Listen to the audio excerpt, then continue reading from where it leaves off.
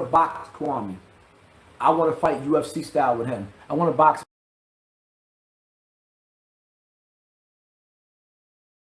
my son. That's the two fights that I'm choosing. So no, we ain't meeting up at a PO box or whatever the case may be. We're going to discuss the numbers, what the math is.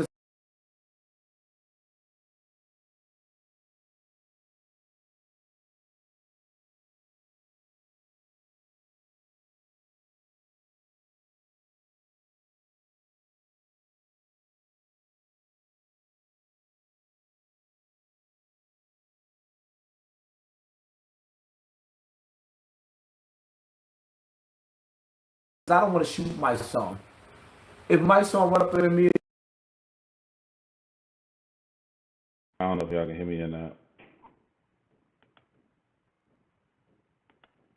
Testing, there we go. There we go. Type of 1 if you can hear me now. Type of 1 if you can hear me now.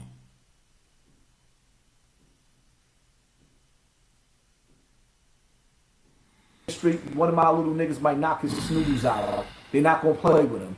My son, you know you're not like me. Brian threw that drinking face, and you were sitting up there crying. We're gonna have to go back, bro. We're gonna have to go back. I was gonna break. Nah, he should be lagging on that part. I should not be lagging. I mean, I don't think I'm lagging. Type of 3 if I'm fine and I'm not lagging.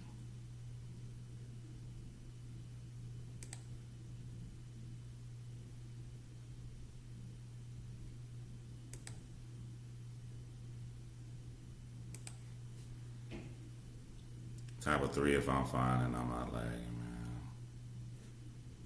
This nigga is, these niggas is jokes, bro.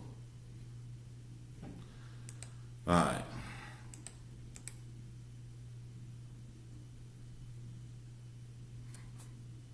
Alright, y'all hold up for a moment.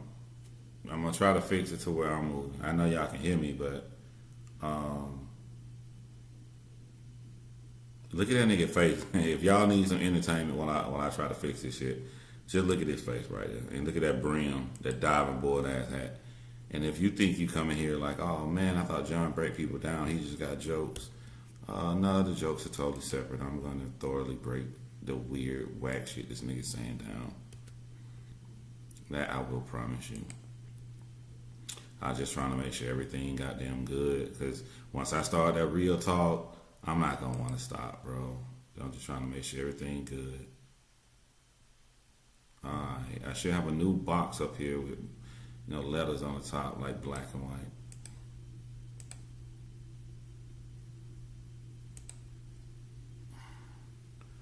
Alright, man. I think I'm good, bro. Alright, so let me go back. I'm just going to randomly go back. Niggas saying so much crazy stuff, I can just go back to any time. This is crazy, B. Let's go. Just play it from right here. You said so much foul stuff. It's so easily to break down. I'm just gonna go back to right here, bro. But we gonna break down his other 2 videos. I ain't have no chance to break down. The first one he went at Kwame when he went on Kwame theme. We gonna break all that down, bro. But this dude is making a fool of himself, man.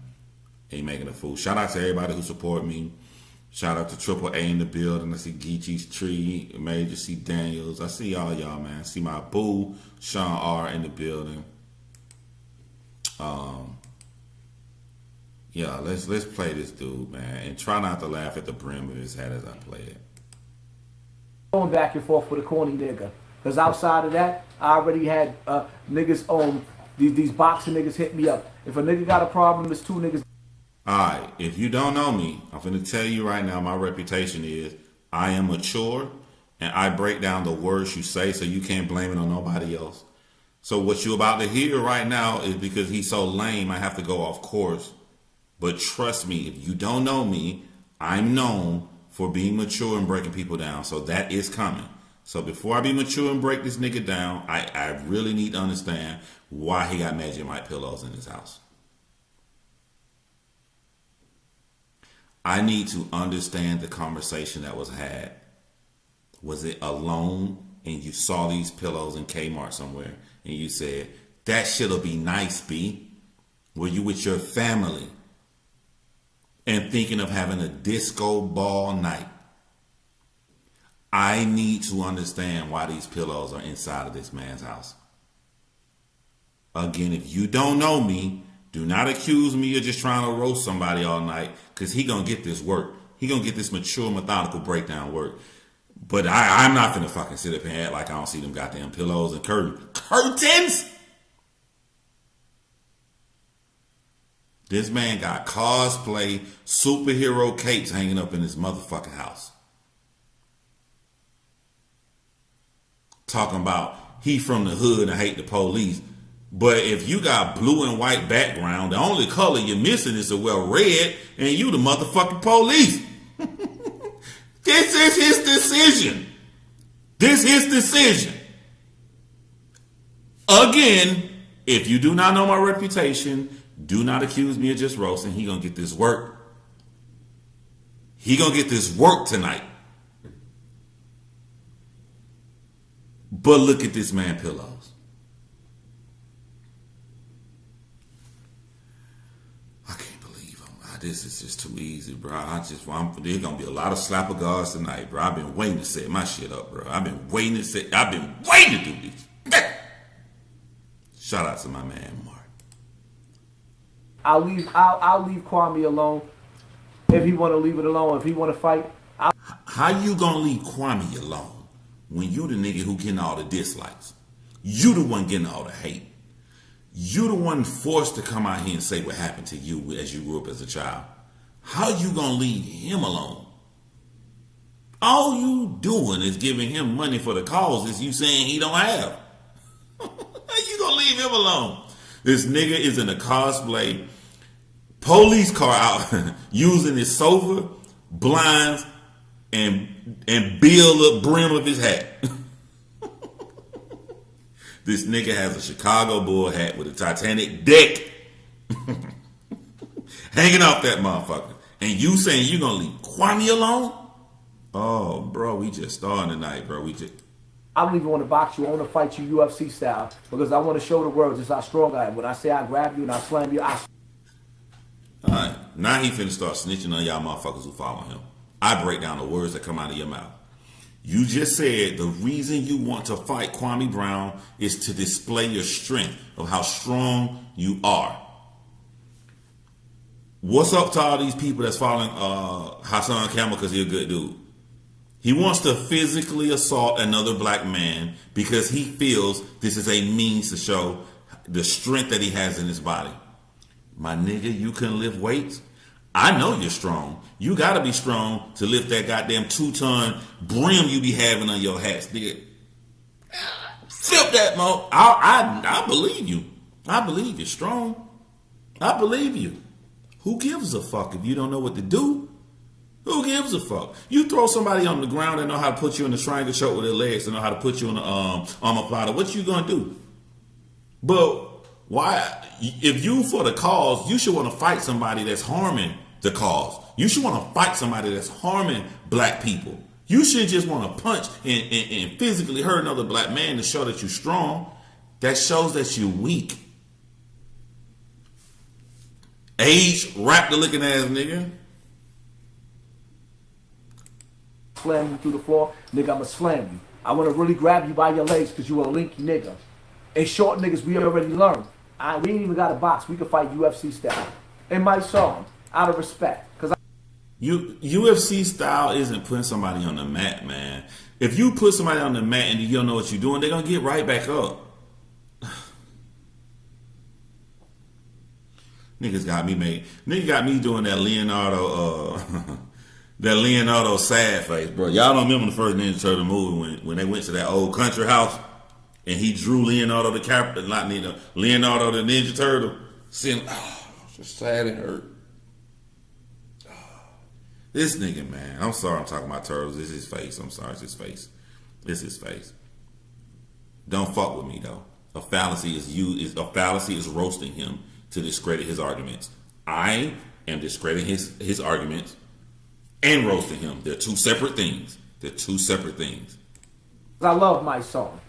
So when y'all see me coming out with diss records, I don't never want to hurt my song. I don't want to shoot my song. I just want us to agree to disagree. My son is my brother no matter what. He ain't gotta like me, I ain't gotta like him, but we gonna get it off our chest sooner or later. That's it. I ain't looking to go out there with my black brothers and sisters.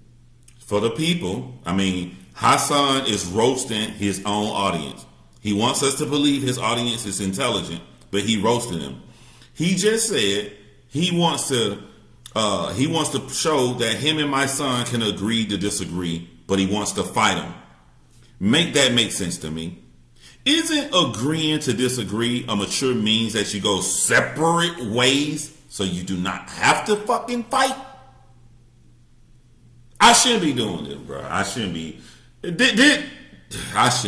this, bro, because like this ain't even the video I want to do. I'm about to break down him on Kwame shit. This is just extra credit I'm doing here. This is extra credit right here. This man said he want to go his separate ways to show maturity by fighting the nigga. Sisters, we ain't gotta go at it. We ain't gotta go at it. I'm here to raise my family. You raise your family. I'm not here to tell you how to be a man. I'm here to tell you that you're here to punch a man because he disagrees with you. How the fuck is that you raising your family and they raise their family? I chose to put down. Matter of fact, y'all see a video. Y'all see a video of me turning in a gun. I ain't telling you to never do that. I'm going to court for that same gun I turned in. I ain't never telling you to do that. I'm about to go to trial. Now here's something I noticed too, and you pay attention to the words he say. He was down. He wasn't making money until YouTube. You get on YouTube and you feel that you're a man and you're finally able to bring in money for your family. Awesome. I have no problem with that. But once you get in a position to earn, your wife is earning, now you're in a position where you can earn too. You want to punch men in the face, and now you're going to court for another gun. And your whole premise of coming at Kwame Brown was the fact that you did shit when you was younger, when he earned a successful living, being a teenager going to the NBA. And then when people tried to take up for him, they were saying that he grew from the mistakes he made in the past. That's how he's showing that he's different from Kwame. How did you grow from the fucking mistakes in your past if you're in your 40s right now and you got a gun charge? I'm fighting right now, son.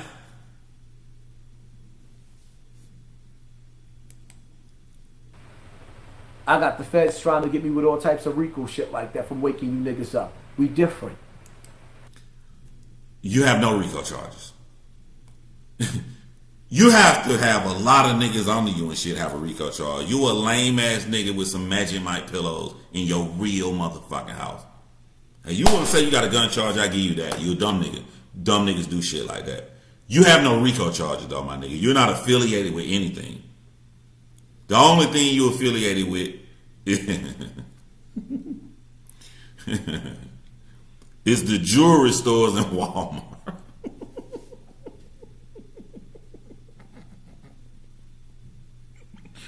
Oh man. Oh man, it's so easy to clown these fucking frauds, man. I'm not trying to be the next nigga. I just feel like personally, y'all too loving and caring for industry niggas. Nigga, you need to care about them goddamn living room pillows. Hold on, y'all. I'm about to stop. I gotta do something right quick. You know what I'm saying? We ain't doing nothing for free. We ain't doing nothing for free.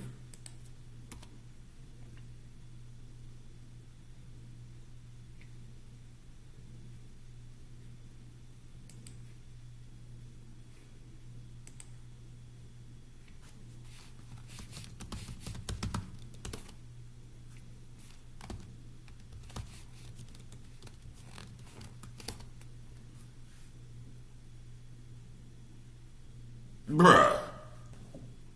Damn, bro. Y'all doing too much, Google. Google don't believe I'm me, so I gotta verify some shit. Yes, that's me, motherfucker.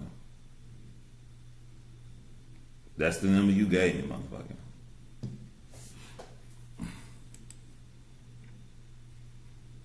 Alright, let me play some more of this nigga, man. I don't want to be quiet on here while I'm trying to verify. Let me play some more Hassan Campbell and y'all a leader, bro. Y'all be listening to these clown ass niggas. Hateful towards each other. Y'all love a millionaire. Hate the poor. We gotta talk New York. We gotta talk New York. Every time. New York, I grew up in the South in the 90s, and that's what y'all heyday of picking on how Southerners talk. Country bum ass niggas be. What the fuck is a other, bro? What is a other? And the reason I got a problem to y'all New Yorkers with the word other, because other is one of the clear words you're not even trying. You're not even trying, my nigga. U-V-U-H.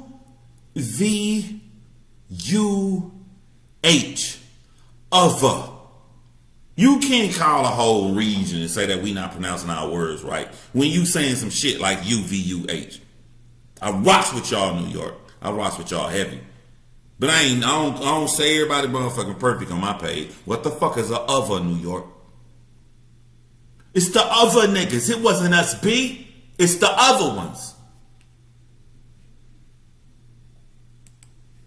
Rich motherfuckers fall on their face. We take them back when they did nothing for us and then turn them into heroes. Muhammad Ali was a champion who risked his whole life for his people while he was the heavyweight champion. Kwame Brown, no disrespect to you, Kwame, I don't want no beef with you no more. I ain't gonna even keep on going back and forth with you. Now this that lame shit I hate right here. Oh, this no lame shit right here. For 12 years, hold on. Never spoke out Pause about this ugly any ass of nigga. the injustices that happen with black people. This nigga said, when he say, hey, yo, Kwame, it's cool. I don't want no beef with you. I don't want no beef with you. Let me just diss the fuck out of you one more time. Let me just diss this shit out. I don't want no beef. All I heard was, let me get my little last shit in. Please don't say nothing back. Every time you respond, Kwame, you be kicking my ass. Let me just say one thing negative about you, bro. Let me just ride off in the ugly ass sunset with my Magic Mike pillow. That's what I be hearing when I hear niggas say shit like this. Like, it's the other for me. Like, I don't fucking understand the shit, bro. Everybody want to be Billy Badass on the internet, and they want to talk shit about somebody else, and they don't want nobody to say nothing back about them in return. They just want to talk shit.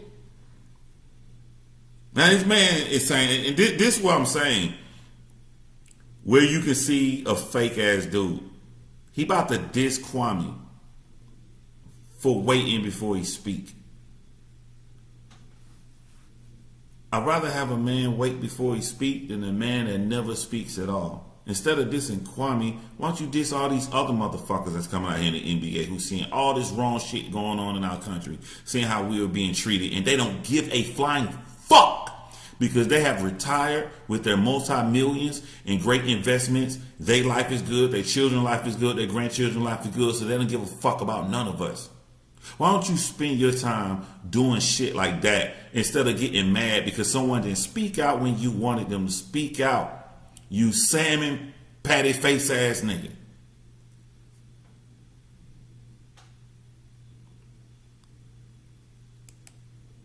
Not one fucking time.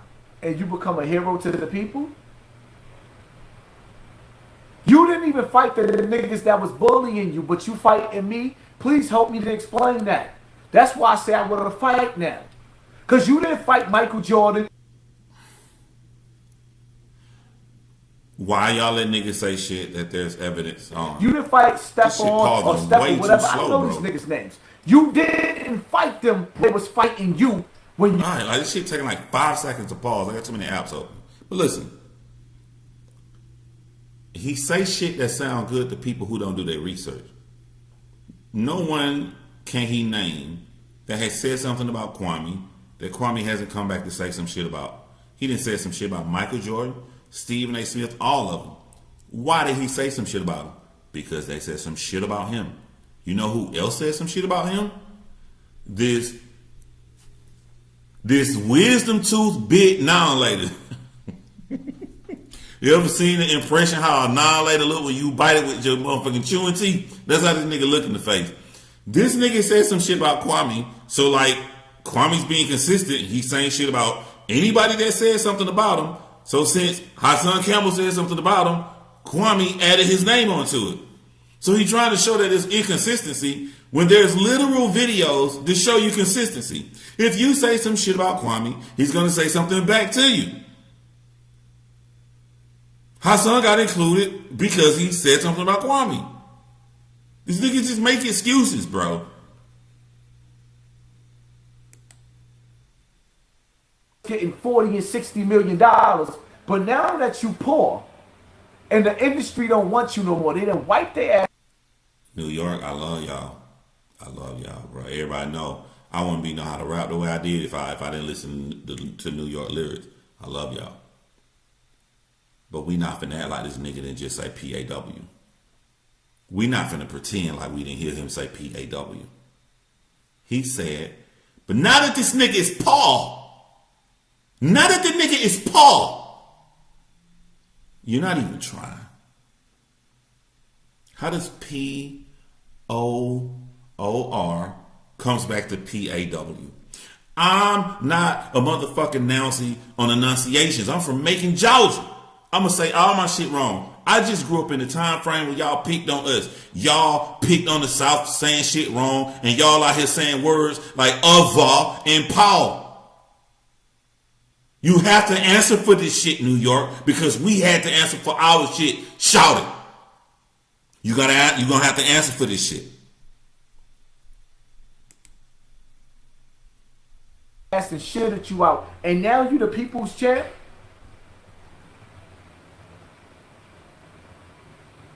That's why I can't. Only the real can relate. When Poppy, that Hassan Campbell, that's just my government. When Poppy came out on social media, I exposed Africa Bambaataa. My father, I love that man.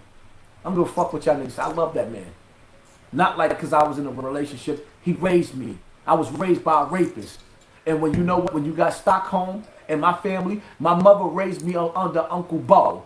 Uncle Bo used to fucking jerk off in the middle of the fucking night. The whole family knew he was doing that when he got drunk. Nobody took that nigga out of my room. I was raised around perverts. So now I gotta be in a relationship with him? Fuck it. I'll be your Huckleberry. Alright, I'm about to address him in the way that you're supposed to address someone who has been sexually abused growing up. To my knowledge, Hassan Campbell's like to pull people into beef. Once you beef with him, he brings up the vast molestations that happened to him growing up. And then said YouTuber comes out and laughs and picks on him for being molested, and then they get in trouble. That's not going to work with me because I don't think it's funny for someone to be molested. I'm going to address it the right way you're supposed to address it. However, a man who put $25 on Super Chat is almost gone, which means he paid a long time ago. So shout out to Melvin Alexander for supporting the channel. Unlike a lot of YouTubers, if you know me from my true crime channel, when you support me via Cash App or however Super Chat, however you want to support, I put the money back into my channel. That's why I'm on vacation and I'm not filming from a fucked up camera. I'm filming professionally because I put the money back into my stuff no matter where I go, no matter what circumstances I'm in. So it's people like you that allow me to do the things that I do. So I really appreciate that.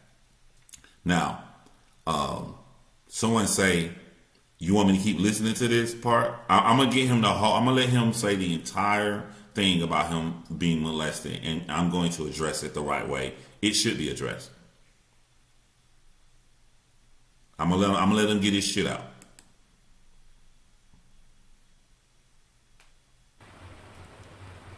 Cause y'all can't understand my story.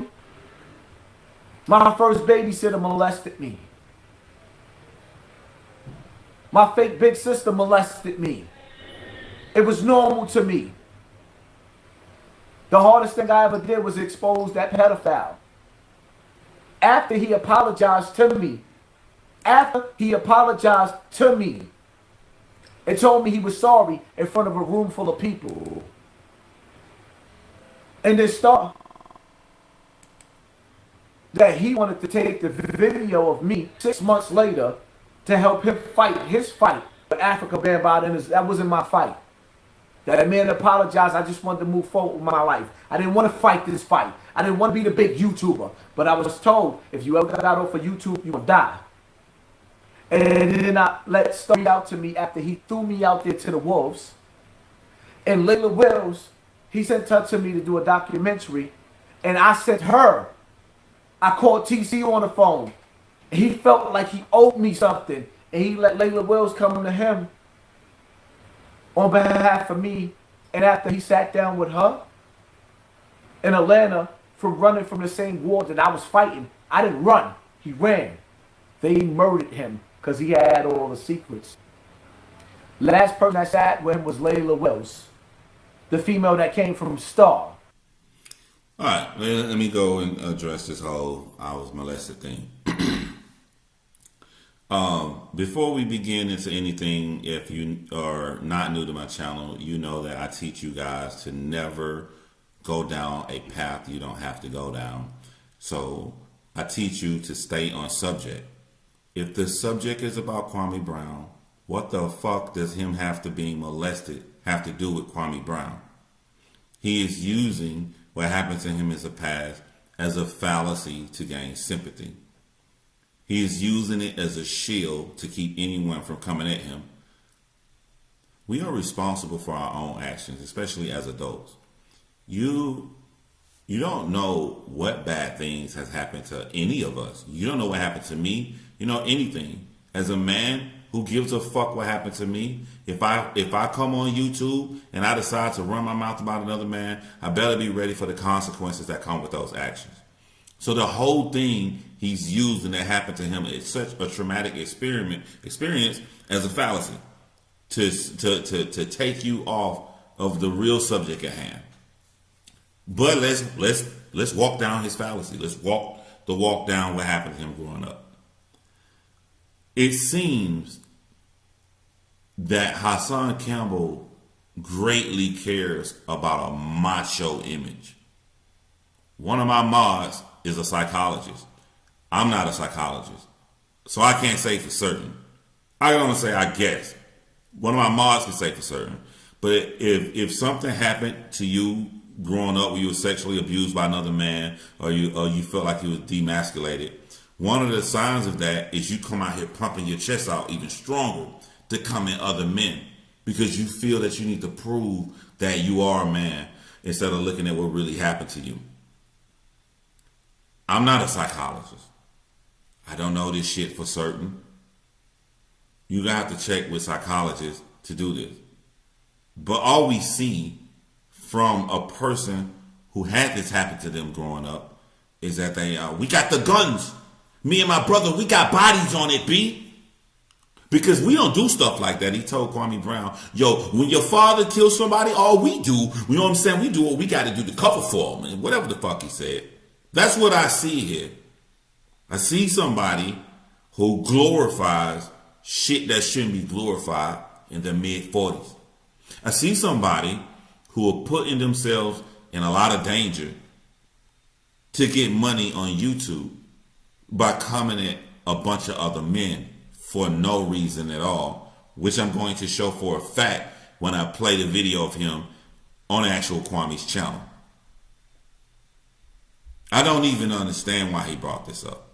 If there's any kind of trauma you need to deal with, dealing with what happened to you growing up, I think that's better served away from YouTube. I think that's better served in private. You said you tried to blame this all on Star and Star doing this, right? And then at the end of your story, you said that someone died for revealing this about these celebrities that molested you, but you're right here revealing the same thing. Why hasn't nothing happened to you? You said that they took someone's life, but you continuously, whenever you put yourself in unnecessary, childish, immature beef, bring up what they did to you, and you're not dead.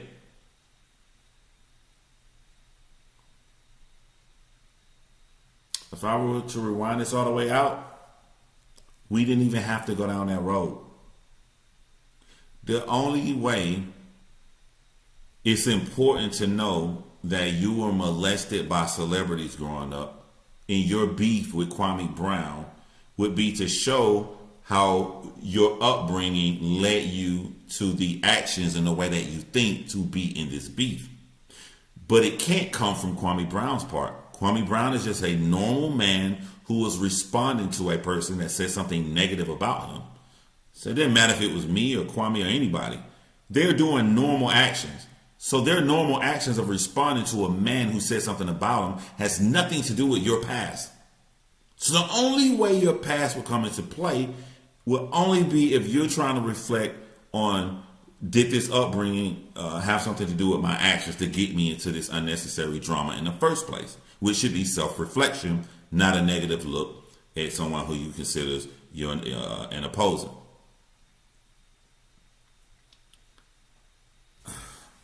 That glass, nigga.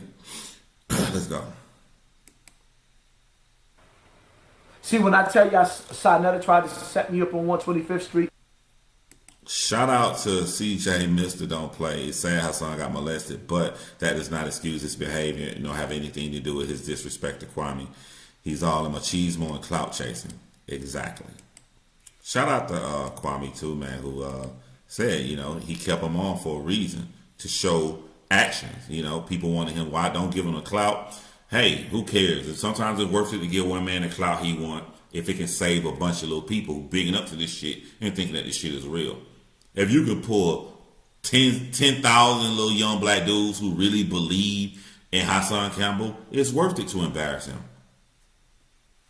It's worth it.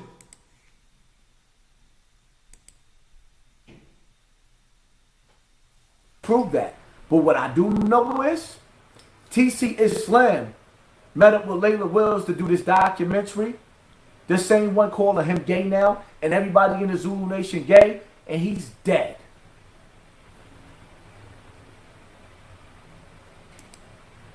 I'm fighting. You're not dead.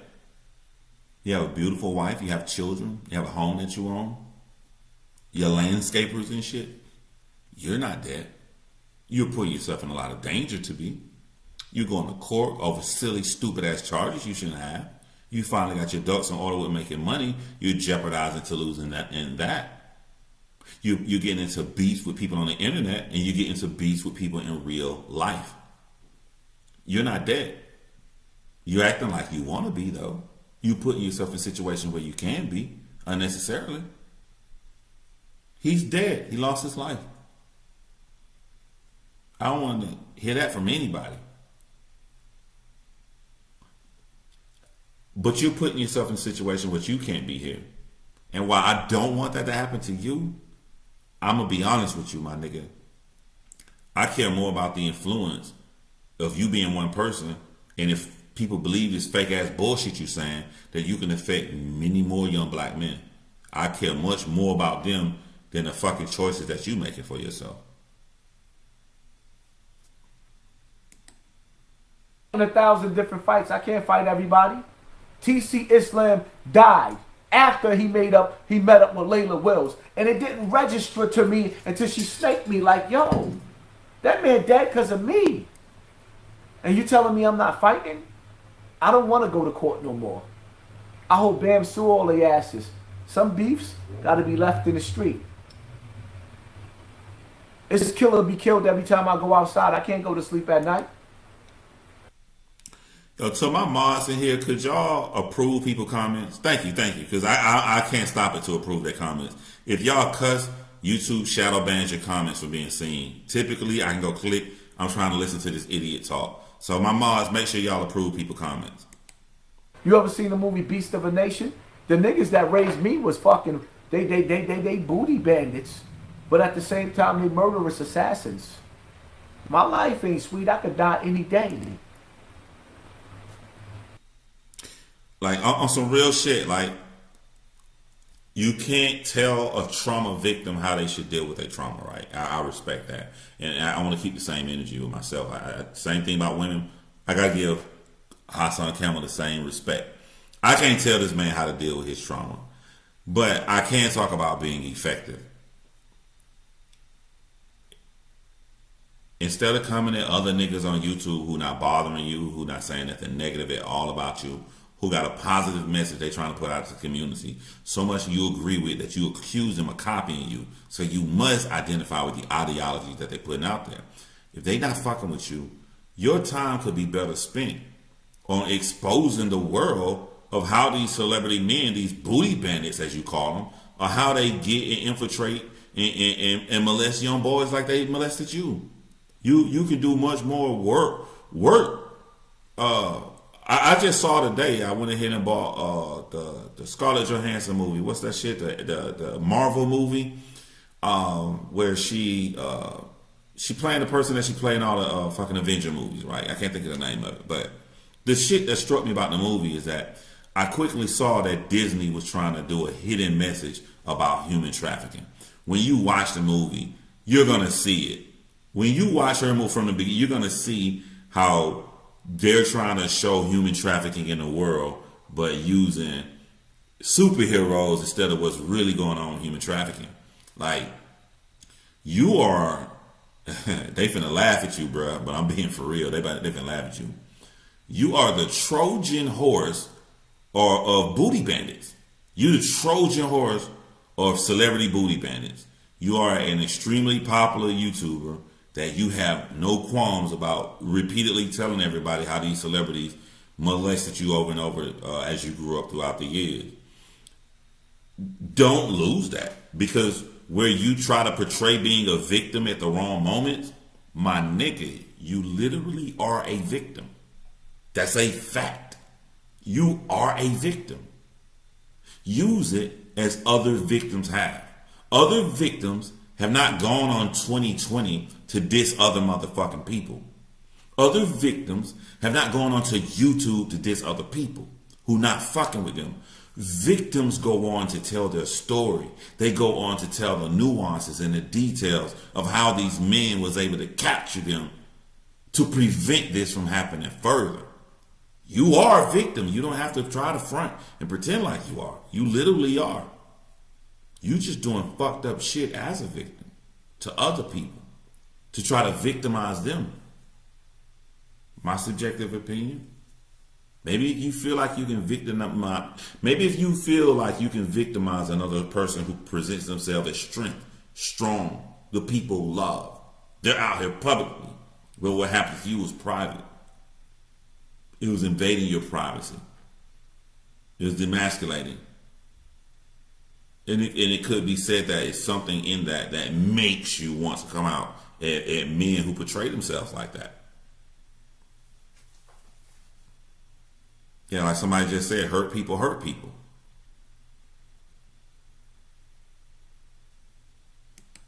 I don't wake up deciding whether I want to play basketball or football.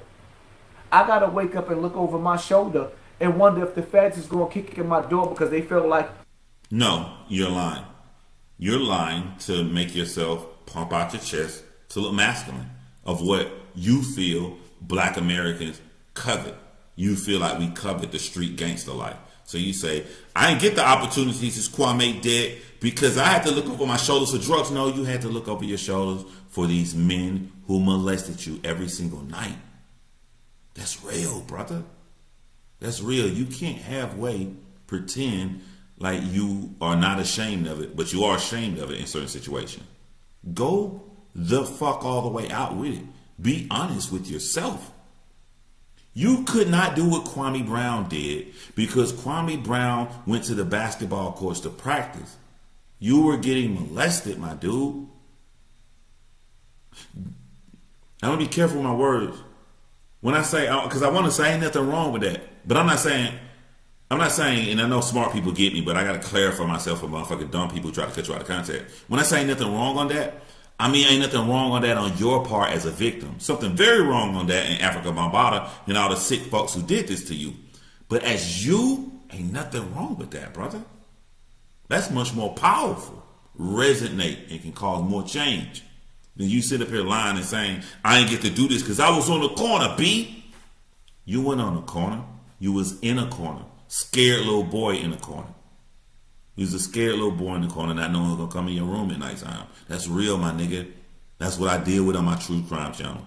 I deal with people who went through that real shit. And I help them.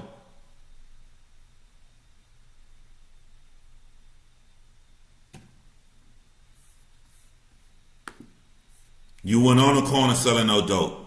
You was in a corner.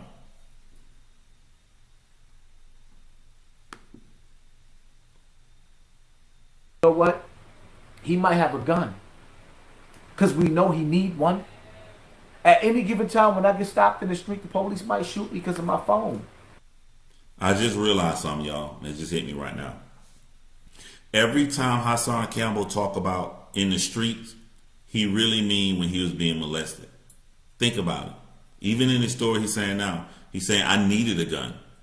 He did need a gun. It wasn't for the street shit. He needed a gun. It would have protected him from molesting him. Every time he say street shit, I just want y'all to listen at what he really talking about. Every time. It looked like a gun. Or maybe I decide that, you know what? I got to make a decision. It's all or nothing. I might just get caught with a gun. Are y'all motherfuckers going to do the bid for me? Why did Hassan Campbell turn in that gun to the police? Why he's not talking about it? He's about to go to trial. Why is not no videos going on? Do y'all understand what I'm going through? Y'all keep on worshiping these industry niggas. I'm going to say this again.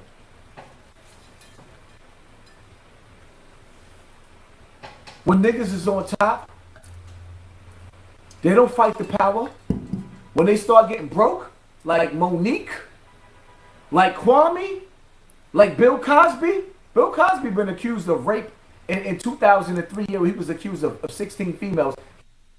How does he know Kwame going broke?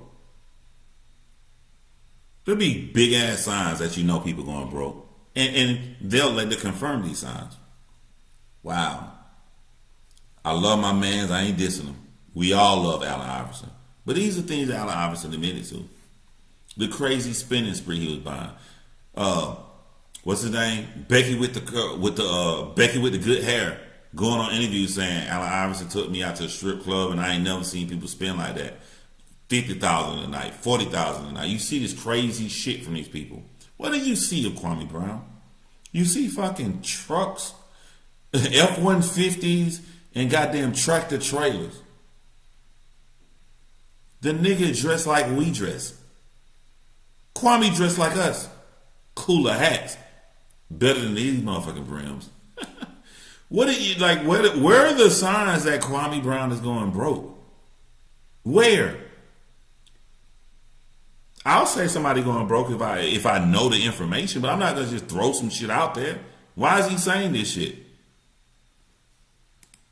He settled out allegedly. Allegedly, he settled out. Y'all always willing to fight for the rich, but won't fight for the poor. Pick your side, nigga. Pick your side. It's 6,000 people in the building right now. Getting sued, none of your business. Said Kwame getting sued over child support by the mother of his children. That's somebody taking you to court feel like that you owe, that they want more money from you. That don't mean that you fucking broke. I can have $100 billion and get sued by my baby mama. That don't mean shit. Kwame Brown had the cops come to his house about this bullshit twice, and went on and only said that at the first couple minutes of his live, and had a grand goddamn good night like nothing happened. When you broke, you're not finna chill on a live like ain't nothing happened. When you finna be fucking pissed the fuck off. Kwame titled his shit about this. I come on late. I'm like, damn, he Kwame looking out at me. They talking about some other shit. He talking about helping other people and giving money to other people when I come on the live. I'm like, I thought the cop came to your crib. He chilling. That ain't how you act when you broke. If you flip that 6 around, it's 9111. That means 911. That means my life is in danger. I said This is when I did what?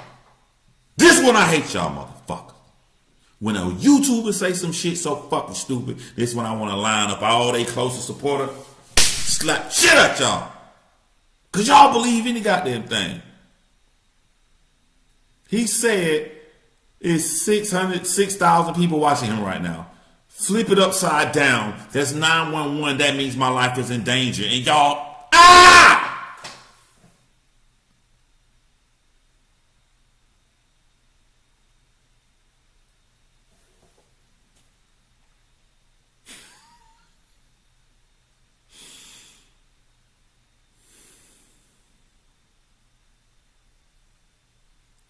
be buying this shit, bro.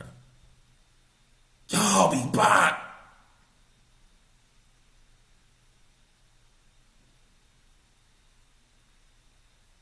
Y'all be buying this shit, bruh. And then you sit up there and wonder, I saw some documentary about the 80s, some white man named Jimmy Swaggart would just touch people in the head and they fall over and give him $1,000. Look at you, this nigga said turn the number of views he got upside down. It means 911, so his life is in danger. And you give him a super chat, stupid motherfucker.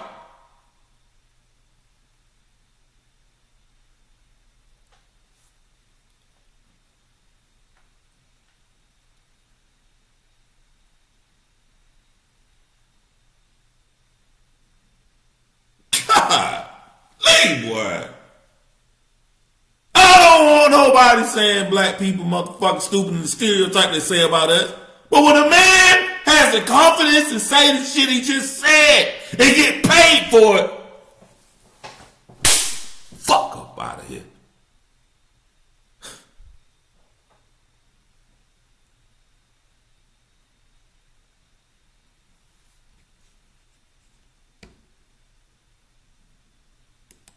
Something that they want to hurt me for. Hit the like button if you fucking with me. Make sure you still subscribe to my page because YouTube unsubscribed about 2,000 people after beefing with this corny ass nigga. But if y'all really, I call out every 10 action you do. Earlier he said, I'm done with Kwame Brown. I don't want no beef with you, my brother. I just want to say one more negative thing about you. He said negative thing. Now he goes on a rant and he tells y'all his numbers upside down is 911. And then he just said, I'm beefing with this lame ass nigga. This is what I'm saying. I'm finna break down the video of him on Kwame Brown. But before I even get to the video, I can't believe his motherfuckers who saying he apologized though. He just said casually, just lame ass nigga. There's nothing wrong with him calling Kwame a lame ass nigga. If you want to keep shit going, or if you don't like a motherfucker, but you ain't finna sit up here and say, yo, we gonna go our separate ways, you know what I'm saying? I don't want no beef with nobody with that lame ass nigga.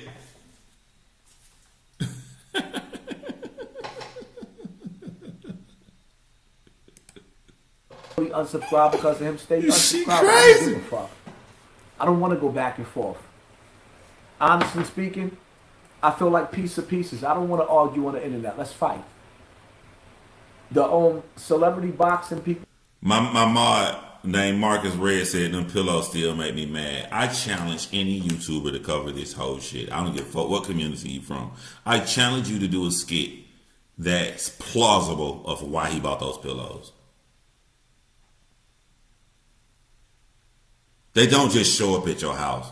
Someone saw this shit on the internet site and they went to click the button. You got to do 2 steps. You got to put that shit in your cart. Then you got to go to your cart and then click it again. 2 affirmations you want those pillows in your motherfucking house. Or in real life, you got to be walking somewhere in some sparkly ass IKEA. Whoa, wait, hold on, B. Stop right there. Stop right there. Nah, not those. I'm looking at the other ones. These sparkly blue ones. Yo, my B, yo, my nigga, they got the curtains to match too, B. Yo, fuck that shit, B. I'm getting them. This is a double decision, be it online or real life. This ain't no accident. To get said pillows to said house. And then it get worse. Because you gotta like these motherfuckers so much you say, this ain't the pillows I want privately put away. This is the pillows I want in the background when I go live in front of tens of thousands of people. Something wrong with this boy. Something wrong with this boy. Shout out to my man Richard Luna. Shout out. Always supporting both channels. Shout out to my man Richard, man.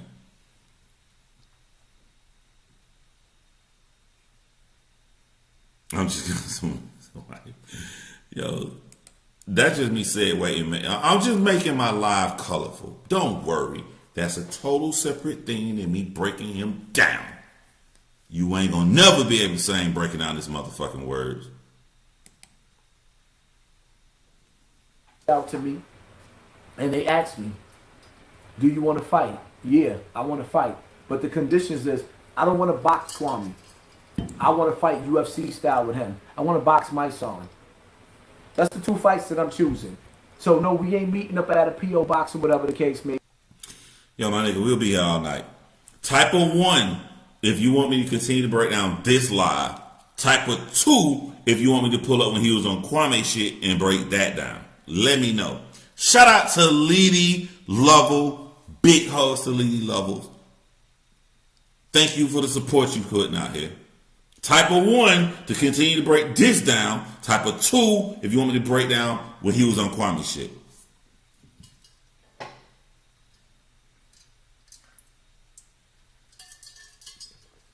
Basically, type of 1 to stay the same, or type of 2 if you want me to do the UVUA, the other one.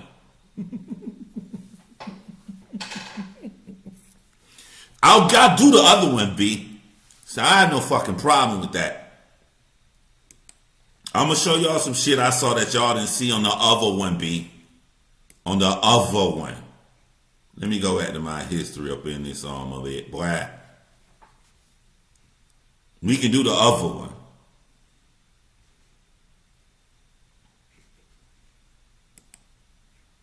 People got me motherfucking bent. My man Fenici is in the building again. Always show support. Oh, damn. Better performance. My bad. I ain't even have my shit on best performance. Okay. There we go. Shit moving quicker now.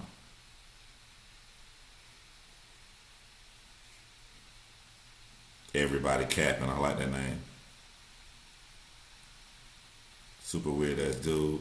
Shout out to my boo boo Jade. Those aren't sequences. I can't, damn, this shit moves so fast I can't even see. The special protective crystals from a crystal hill. That's all I come up with. Yo, the chat moving quick now, man. I may have to go up to where I put it on goddamn slow chat now, y'all. Daniel say Calico won. Who won? I got Calico rounds 2 and 3. But the battle was so close. God damn, the chat moving fast. I can't pull this bitch down. All right. Yeah, chat moving quick now. Let me go down because I watched the shit today. I'm sorry, I'm not finna go to Kwame video. This is Forgotten Kings TV 2.0. They already clipped the segment, so shout out to Forgotten Kings. Make sure y'all go check out their channel, subscribe to them, because that's where I'm gonna take it from. That's the clip I saw today. I saw the real thing when it was live, but they got a nice little clip right here, so I'm gonna do it for Forgotten Kings. I'm gonna do the other one.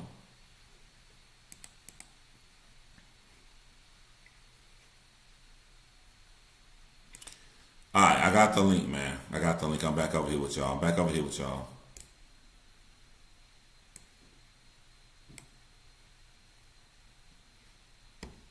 Bro, ain't no way I can read all the super chat, bro. I love y'all. I love the support, bro.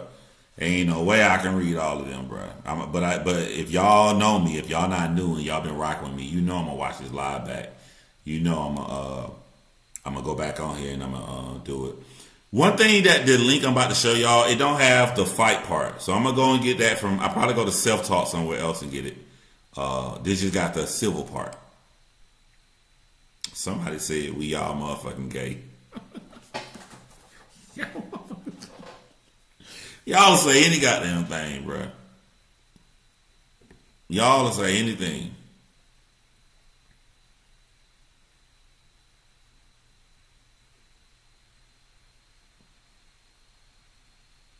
I don't know. I don't know why it's frozen like that. Oh, now it's winding up. Y'all forgive me, man. I didn't even have my computer on the best settings.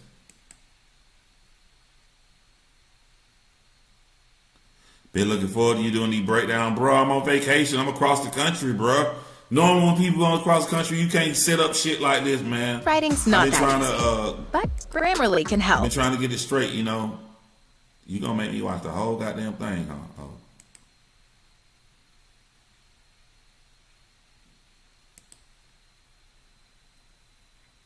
Taking time, bro. The lights off somebody like Kwame Brown, then it's like, yo, you know what I mean?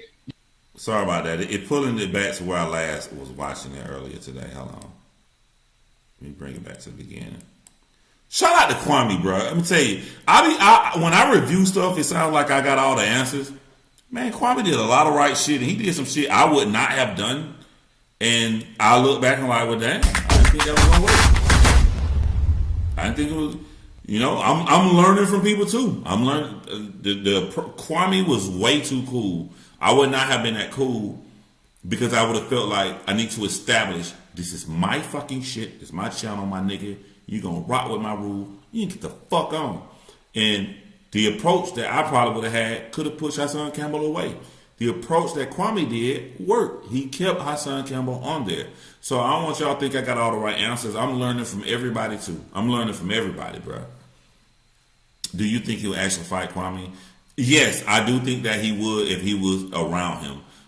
Because this is a man, and shout out for the super chat too. Just the way Hassan Campbell brain work, I don't think he'll run. I don't think he'll run from a fight. I think Hassan Campbell will try to fucking fight you because of the trauma that happened in his past. But what I try to get people to see, there's a difference between I'm willing to fight and I know how to fight. I saw him drunk trying to get into it with somebody else on YouTube, falling all over the place. That ain't nothing you want to do against somebody like Kwame, man. Like anybody, like people who really know what the fuck they doing when they fight. Like just because you're willing to fight, that's half the battle, literally. Do you know what you're doing? Kyle J said, my ADHD tripping me up when I was shouting you out that night, but I support you and appreciate you your logical perspective. Thanks for your service. Salute, Kyle. Always salute. And salute everybody at RBE Battle Rap event. You showed me nothing but love, man. Salute. Salute everybody. All right, let's play this shit, bro. You tell me. You have the floor, sir. I never said your name. Why are you speaking about me as if you know me? All right, so the first thing I want to say before we get into it, something I noticed ain't nobody covered. Hassan Campbell is nervous. Oh, shout out to Hitchbox, man. Shout out to Hitchbox, man. I really, really appreciate that, man. When y'all be giving shit like that, you don't say nothing. I don't know if it's an accident.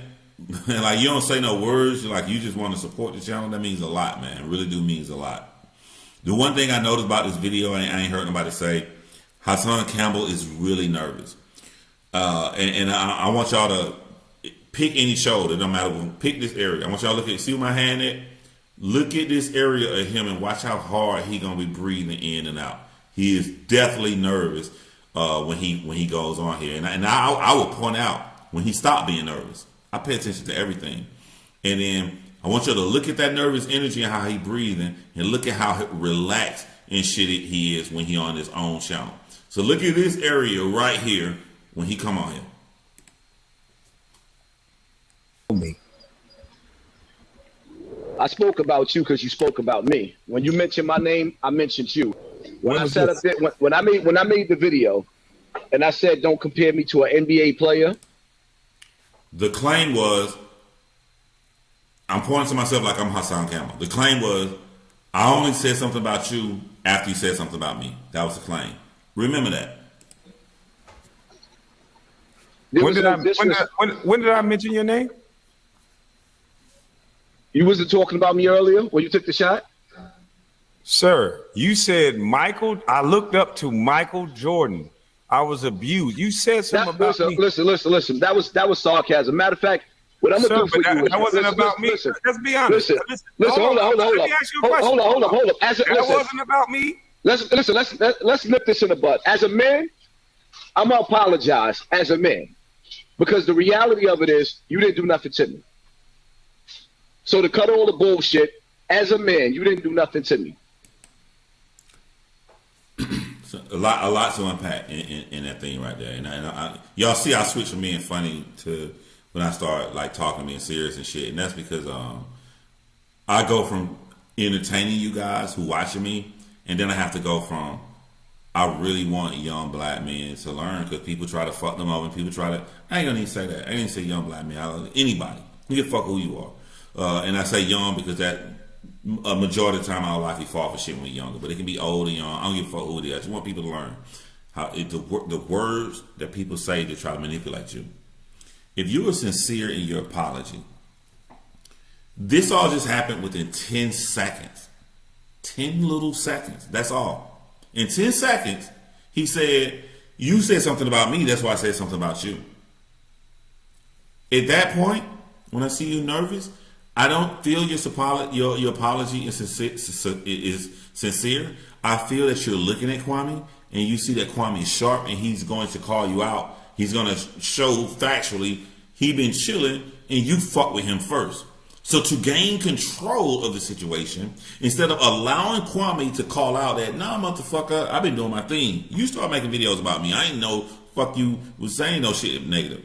To stop all of that from happening, to stop from looking like a fool at the place that you put yourself in because you said that he was saying something about you first, to gain control of the situation, you say, you know, scrap all that right there.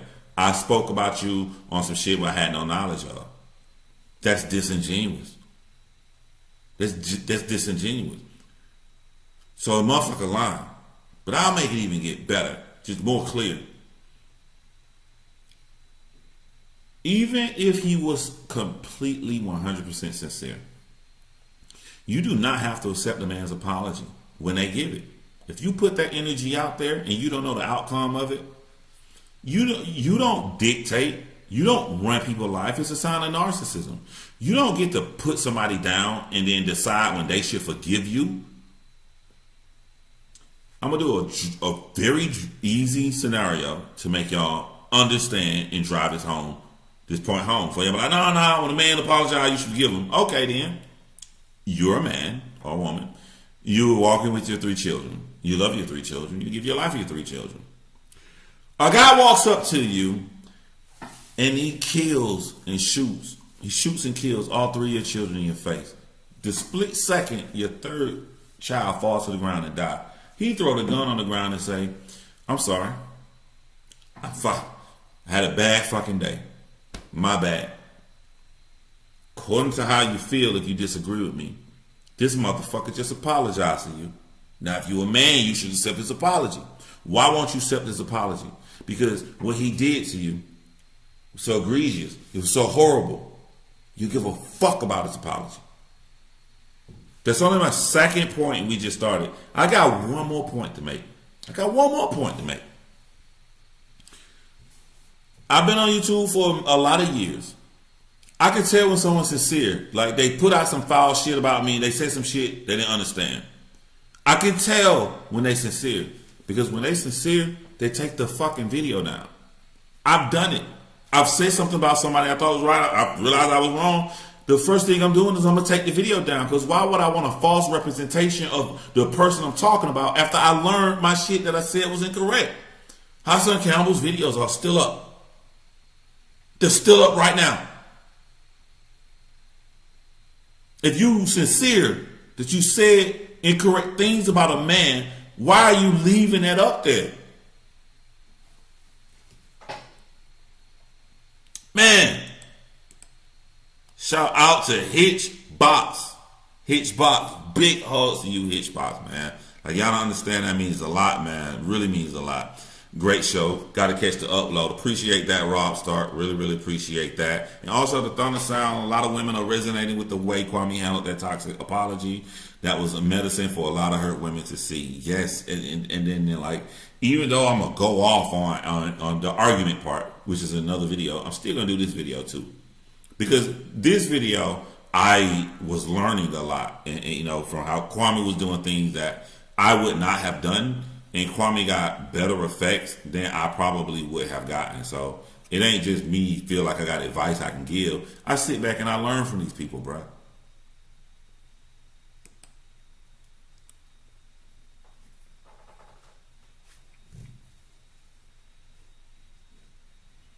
Don't laugh at me, bro. I just clicked the YouTube video instead of the program that I'm supposed to click play on. I'm like, why are they moving? Click play on that motherfucker. I stepped on your toes. I respect some of the things. First of all, let me say this, right? When I first started hearing about you, automatically, the first thing I said was Boulay. I didn't do my homework. I didn't look to see whether you was a credible dude, which your fight was. Later on, I seen the Judge Joe Brown joint, which I thought was dope, or whatever the case may be. But just to give you who I am, when it comes to anybody that comes from Hollywood, the music industry, any of that, I look at everybody sideways. So I prejudged you according to that. But as far as who you are and what you doing, I'm kind of glad I played his live first because we see the end of the movie. This is the beginning of the movie. What happens at the end of the movie? He thinks that Kwame Brown's a thief, stole from him. He thinks Kwame Brown a lame ass motherfucker. He thinks Kwame Brown took an easy road to the NBA. All the foul shit that he said that he prejudged him for, he still feels the same way. He has literally sandwiched himself into fucking contradicting himself. Literally. Man, goddamn New York. Y'all done let Atlanta take y'all goddamn music, and then y'all thought it was gonna be a little trend. They're gonna last a couple of years. Atlanta's still on top with the music, and then y'all got niggas like this, with these goddamn flat ass diving board brims. New York, bruh. The Knicks ain't good. No, come on, New York, bruh.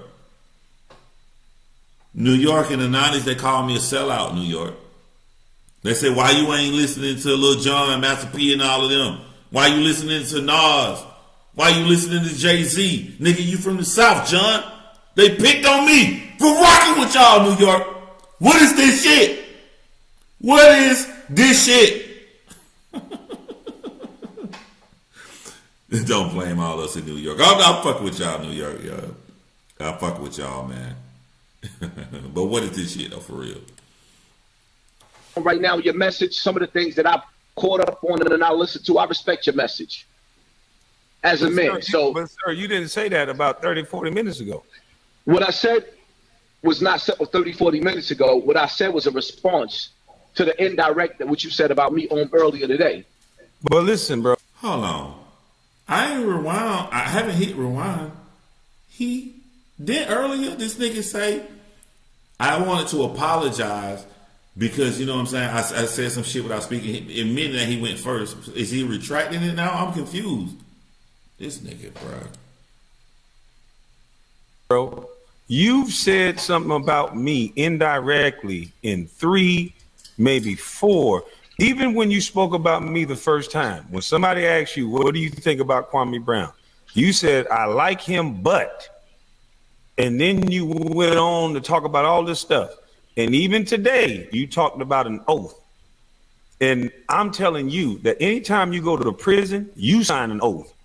You sign an oath to be a slave for white boys. And that mentality. This that shit that Kwame doing that I would not have done, that Kwame doing better than me. Because if I'm going to sit up here and do the 5th fucking quarter critique, motherfuckers, I need to show my flaws too. This is fucking beautiful that what Kwame is doing right here. I don't know if I would have had the patience for it. So again, I'm trying to learn from everything I see as well too. You know, that you're preaching and you going back to the hood as a married man with jewelry and chains on. Are you prepared to kill someone? Because that's what you would have to do to be in the hood by yourself. So to speak the way that you're speaking, how old are you, sir? 44. You're 44 years old with children, beautiful children, may I add. Thank you. I've seen you put them on the internet. You have a wife. You have a beautiful yard with flowers and dogs, which you should be enjoying. But you steady going back to the hood to prove what? What you would have to do to protect those chains and to protect the thing, to brag about being in the hood. If somebody approached you, you would have to kill that person or hurt that person. Is that correct? I don't see your point. The point is, why would you put yourself at risk when you have a family to brag like that about being in the hood? If somebody saw you online and ran up on you and you do something to them, you will be going to prison, leaving your wife and your children. Why would you go to This gonna sound like it's off subject, but it is really not off subject. It's for the people who say, like, I love y'all. The people I'm about to critique, I fucking love y'all because y'all heart in the right place. I'm finna critique the people that say, my heart beating so fast because I don't want Kwame to let this nigga on his channel because y'all gonna give this nigga exactly what he want. He want the clout. He want the number. He want the views. And that's why I love y'all, because your heart in the right place. You like, don't reward bad people. But like, the amount of good it can show to get this nigga what they want is good. That's one thing. But the second thing I don't hear nobody talking about, we have been trained and taught that all publicity is good publicity. The most flamboyant shock jocks that's been on YouTube in any culture, they are gone. Instead of $5,000 a month trickling in a little slow and keep you a little sustained income, they go for the $20,000 a month, $30,000. But you got they feel in their heart they have no talent, so they reach out for these shock moments. And every time you do these big shock moments, it pull more away from you. That happened at one time. More away from you. More away from you. We've seen it. We saw it with the YouTube buzz. All those subscribers, all those people, lower them down from that battle, lower them down from that battle, lower them down from that battle, lower them down. They kill themselves trying to sustain that money every month because they don't know no other way to generate it. So it may not happen as fast as you guys like. I love y'all. I love your energy, y'all. But it does hurt them. This whole debacle with Kwame Brown, it hurt Hassan Campbell. Is Hassan Campbell going to see a fat ass check on July 21st? Absolutely. All this talk about him, he'll get it, but the long term effect, it's going to hurt him. It's going to hurt him. It's going to hurt him for people who he didn't suspect, like me talking, people who've been more humorous than me, people who've been more logical than me, Kwame Brown himself, just things that he didn't factor in when he went to make his check bigger on July 21st.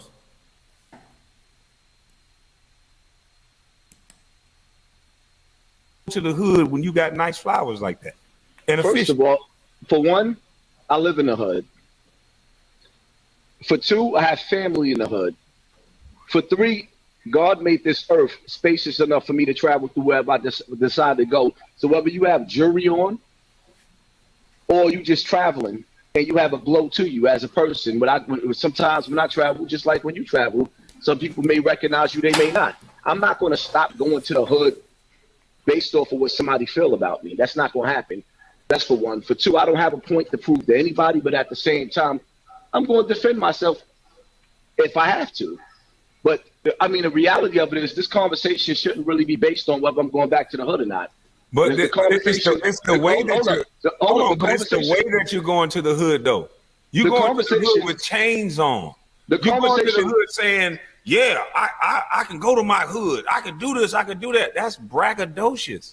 All right, I gotta do this right here. I think about my lives before I go live. And I'm like, yo, I try to show people that I listen to everybody and I try to get everybody something good. And I'm like, well, what good can I give Hassan Campbell? What good I can give him is that a lot of people use the tactic that I'm just gonna scream over talk you. Yes, there are gonna be heated points where he gonna try to overtalk Kwame. That it happens sometimes. But the best thing I can say about him is that Hassan Campbell is the guy that takes an ass whipping because he gonna let Kwame get his shit off. You know what I'm saying? I just want to throw that in there. The one good thing, I can't think of nothing else good for all the Hassan Campbell lovers out there. He did stand there and take his ass whipping. So. And you would have to hurt the person that come up to you in the hood. You a real street cat, right? So there's rules and regulations to the hood. You don't make yourself look like food in the hood. I can't be in a blood neighborhood wearing blue.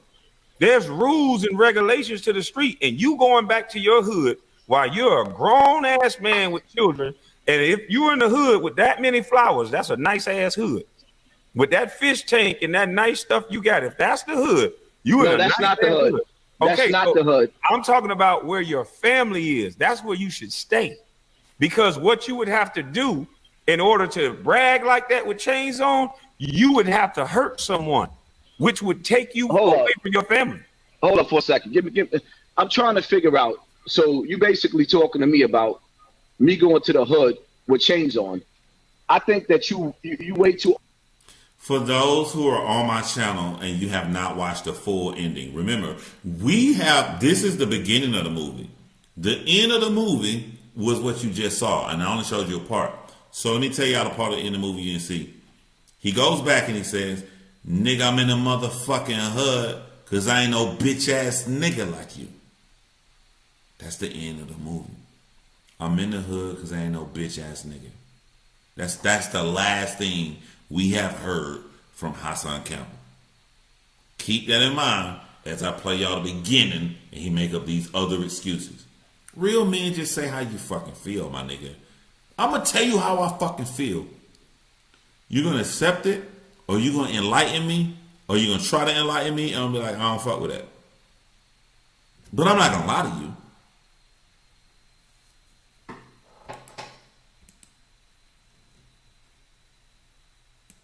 Articulate as a man. You're way too smart as a man to be talking about whether I'm going. Our conversation shouldn't be based off of whether I'm going back to the hood with chains on.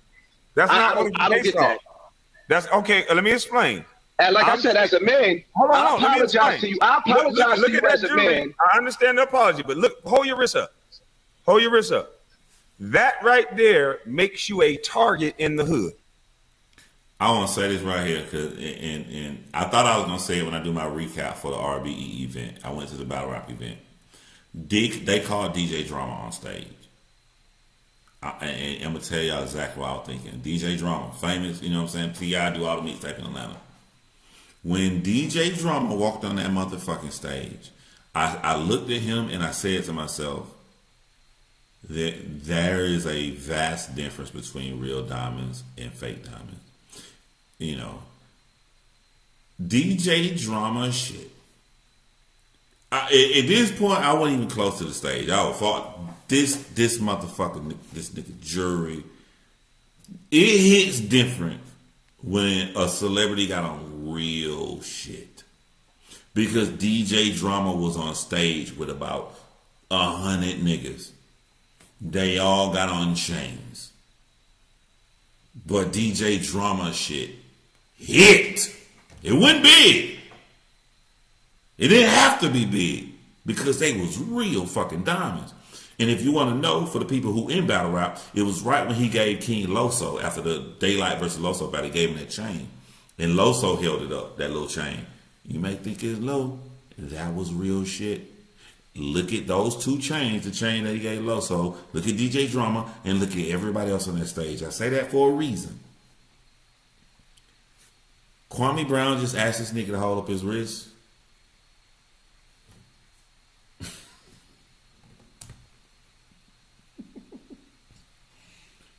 This nigga might as well had on a He-Man cuff. Y'all remember He-Man?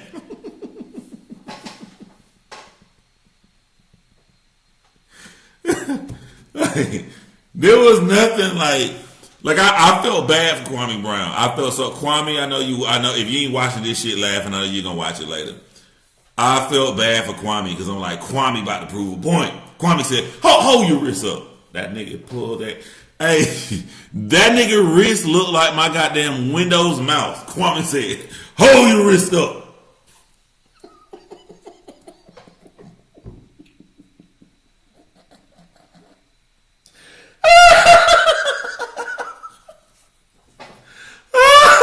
Oh my God. I can't breathe.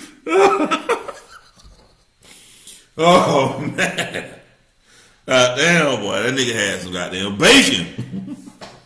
The nigga just took his shit out the goddamn frying pan. Hold your wrist up.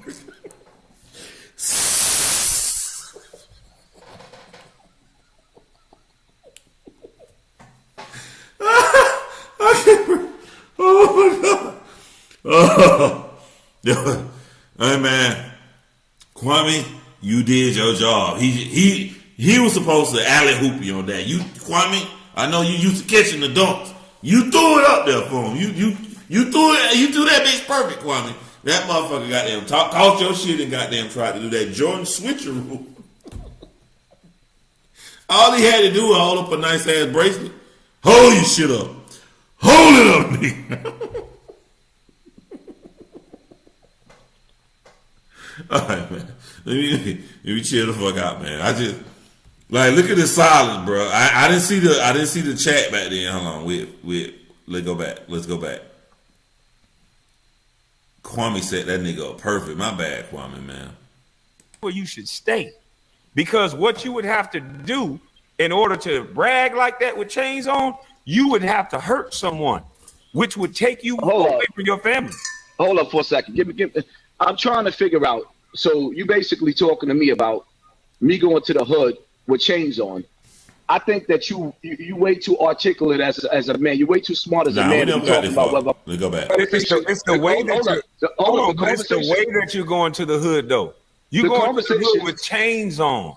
You going to the hood saying, "Yeah, I can go to my hood. I can do this. I can do that." That's braggadocious. Let me explain something. You would have to hurt the person that come up to you in the hood. You a real street cat, right? So you know there's rules and regulations to the hood. You don't make yourself look like food in the hood. I can't be in a blood neighborhood wearing blue. There's rules and regulations to the street, and you going back to your hood while you're a grown ass man with children. And if you're in the hood with that many flowers, that's a nice ass hood. With that fish tank and that nice stuff you got, if that's the hood, that's not the hood. That's not the hood. I'm talking about where your family is. That's where you should stay. Because what you would have to do in order to brag like that with chains on, you would have to hurt someone, which would take you away from your family. Hold up for a second. I'm trying to figure out. So you basically talking to me about me going to the hood with chains on. I think that you way too articulate as a man. You're way too smart as a man to be talking about whether I'm going. Our conversation shouldn't be based off of whether I'm going back to the hood with chains on. That's not what I don't get that. That's okay. Let me explain. And just this one thing I noticed earlier, he said you way too intelligent that our conversation should be about me going to the hood with chains on. He never made a correlation to intelligence, and people do shit like this to try to make themselves sound smart. It's like saying, I don't know, you way too intelligent to I don't know, fucking write a football play. What the fuck was one like? Yeah, this conversation is very relevant because you tried to make it appear that it was something wrong with him doing the right things as a teenager to go to the NBA. While you were trying to portray that while he was going to the NBA, you were glorifying street life. That was the argument. So when you say we're way too intelligent for this, sometimes shit sounds smart, and then if you really listen to it, be like, yo, what the fuck are you talking about? He never made the correlation. Explain. And like I said, as a man, I apologize to you. I apologize to you as a man. I understand the apology, but look, hold your wrist up. Hold your wrist up. That right there makes you a target in the hood. And what you makes me hold up. You know what makes me a target in the hood? Also makes you a target. He talked that motherfucker down quick. A glimpse. Hold up. You know what makes me a target in the hood? Because I hear you breaking down like I'm glorified going to jail. But do you realize that I got beef with every major rapper because I talk about the poison that they spew out from speakers? Do you realize when I go down the hall of my... This part really made me mad. Like I was mad at the points that Hassan Campbell is trying to make, because the points he's making right here are the same points that Kwame Brown makes on his channel. So why are you beefing with Kwame for no reason? You're putting your ego and making your ego more important to see a new man come up on YouTube than the actual message that you're speaking. So this part made me mad. I got beef with damn near everybody down there. Damn near every gang. I speak out against every gang. How you say gang? I speak out against all that shit.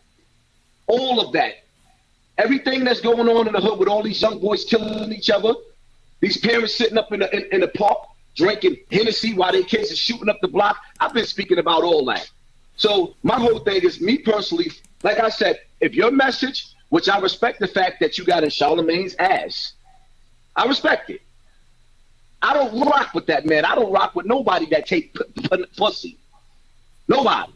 But at the end of the day, I stirred this pot up. So as a man, I could apologize and say, you know what? I came at the brother first. Because I was raised. But my whole thing is like, I mean, if we're going to build, I'm not really building about whether I'm going to be in the hood with jury, because I'm going to be in the hood with jury. Okay. Whether I feel that's what I'm saying. Let's expound on that, though. Right. Is it not true that if somebody run up on you by yourself with jury on, what would you have to do to that person? So if somebody ran up to me, if somebody ran up to me while I got my jury on, and they tried to take my jury, it's going to be an all-out war. War.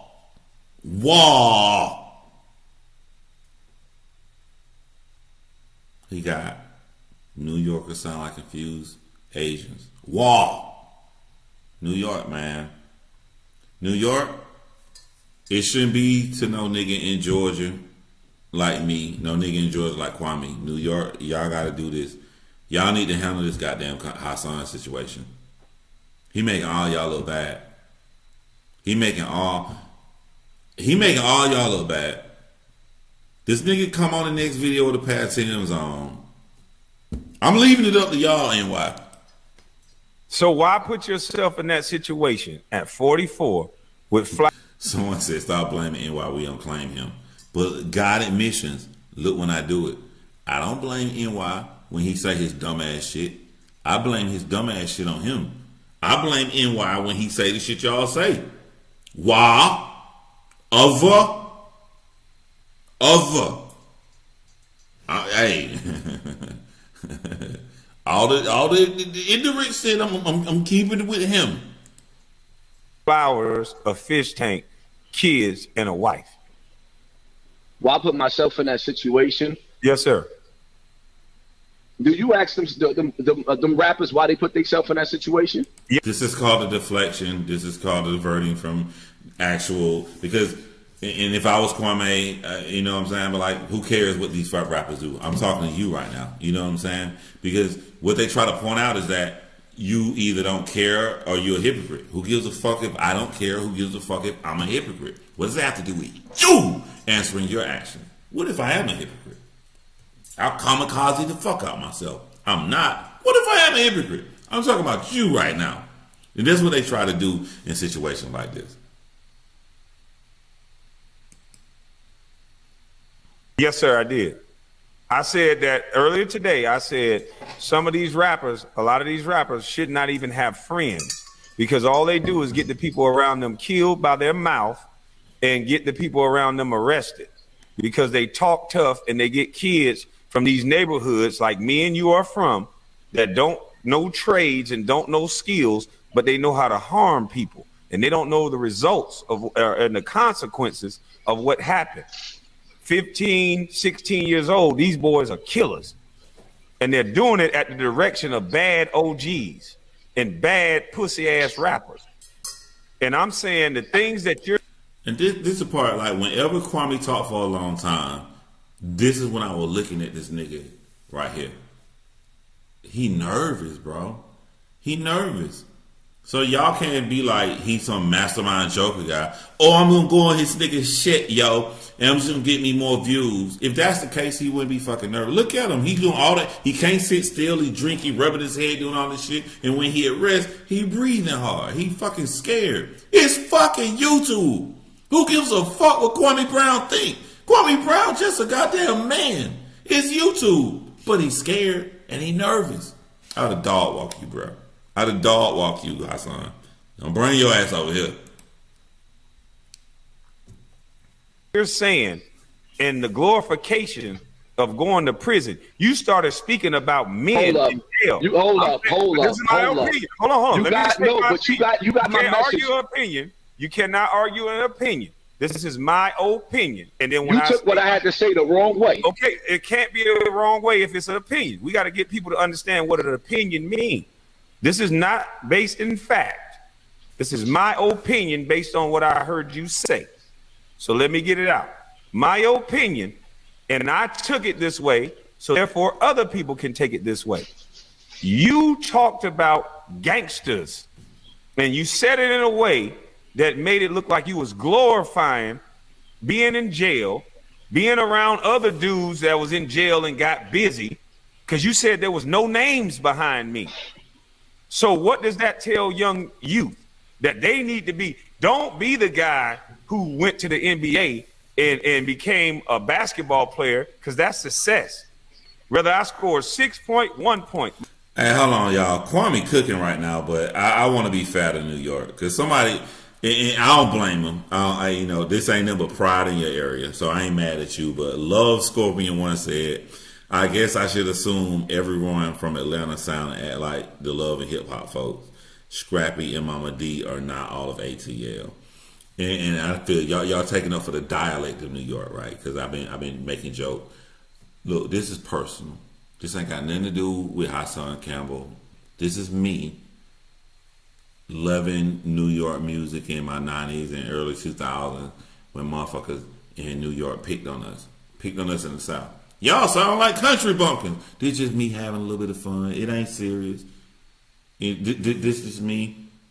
It's just a little bit of fun. Don't take it serious. You know what I'm saying? I love New York. I got a lot of friends from New York. But my nigga, if I hear you saying other, I'ma say something. This is me. It's just personal. You know, this is personal. I'm being honest. I'm honest on my channel. This is personal, but we having fun with it. Let's go. I ain't holding none of this nigga's action for y'all New Yorkers. But I'ma hold some of the goddamn way he enunciate words to y'all motherfuckers. My mama was on a golf course. Don't be the guy that put your mama on the golf course.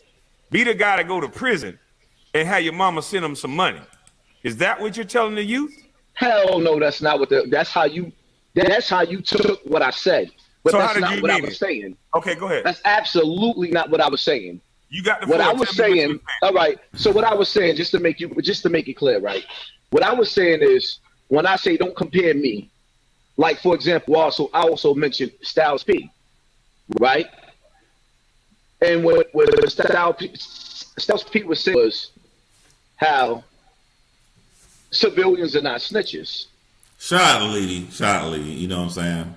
A lot of shit I'm gonna say wrong too. You more than welcome to choke on, because one word you will never in your life hear me say. If you find where I said the word shorty, I will fucking cash out you immediately. Find one fucking time I said shorty, I'ma die saying shouty. I'ma die saying shouty because I'm from Georgia, shouty.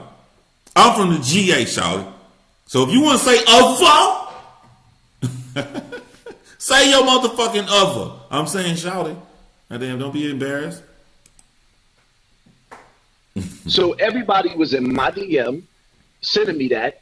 And my whole thing is, I've been saying this for like 4 years on YouTube. Why does it take for a rapper to say the same thing that I'm saying? Just like a lot of the things that you're that you're saying is the same thing that I'm saying. So when I'm saying don't compare me to somebody in the NBA, it's no disrespect to you. It's just basically saying that your struggle and my struggle was totally different. I'm not glorifying the prison life.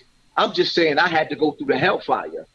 At 18 years old, you was rich. I wish that I could have sent my mother off and bought my mother a house instead. At 18 years old, I was in jail for murder. I gotta be delicate at this part, because I imagine if you really like Hassan, if you're an avid follower of him, he cooking right now. To you, he cooking. He like, yeah, that didn't mean he was dissing him. He just saying I went through some hard shit. He did go through some hard shit, which he could have. Why didn't Hassan Campbell say, I wasn't an NBA player? I had men coming in my room at different nights trying to take my anus. Because it didn't sound masculine. But it was true. Why he didn't say that? If he compared himself to Kwame.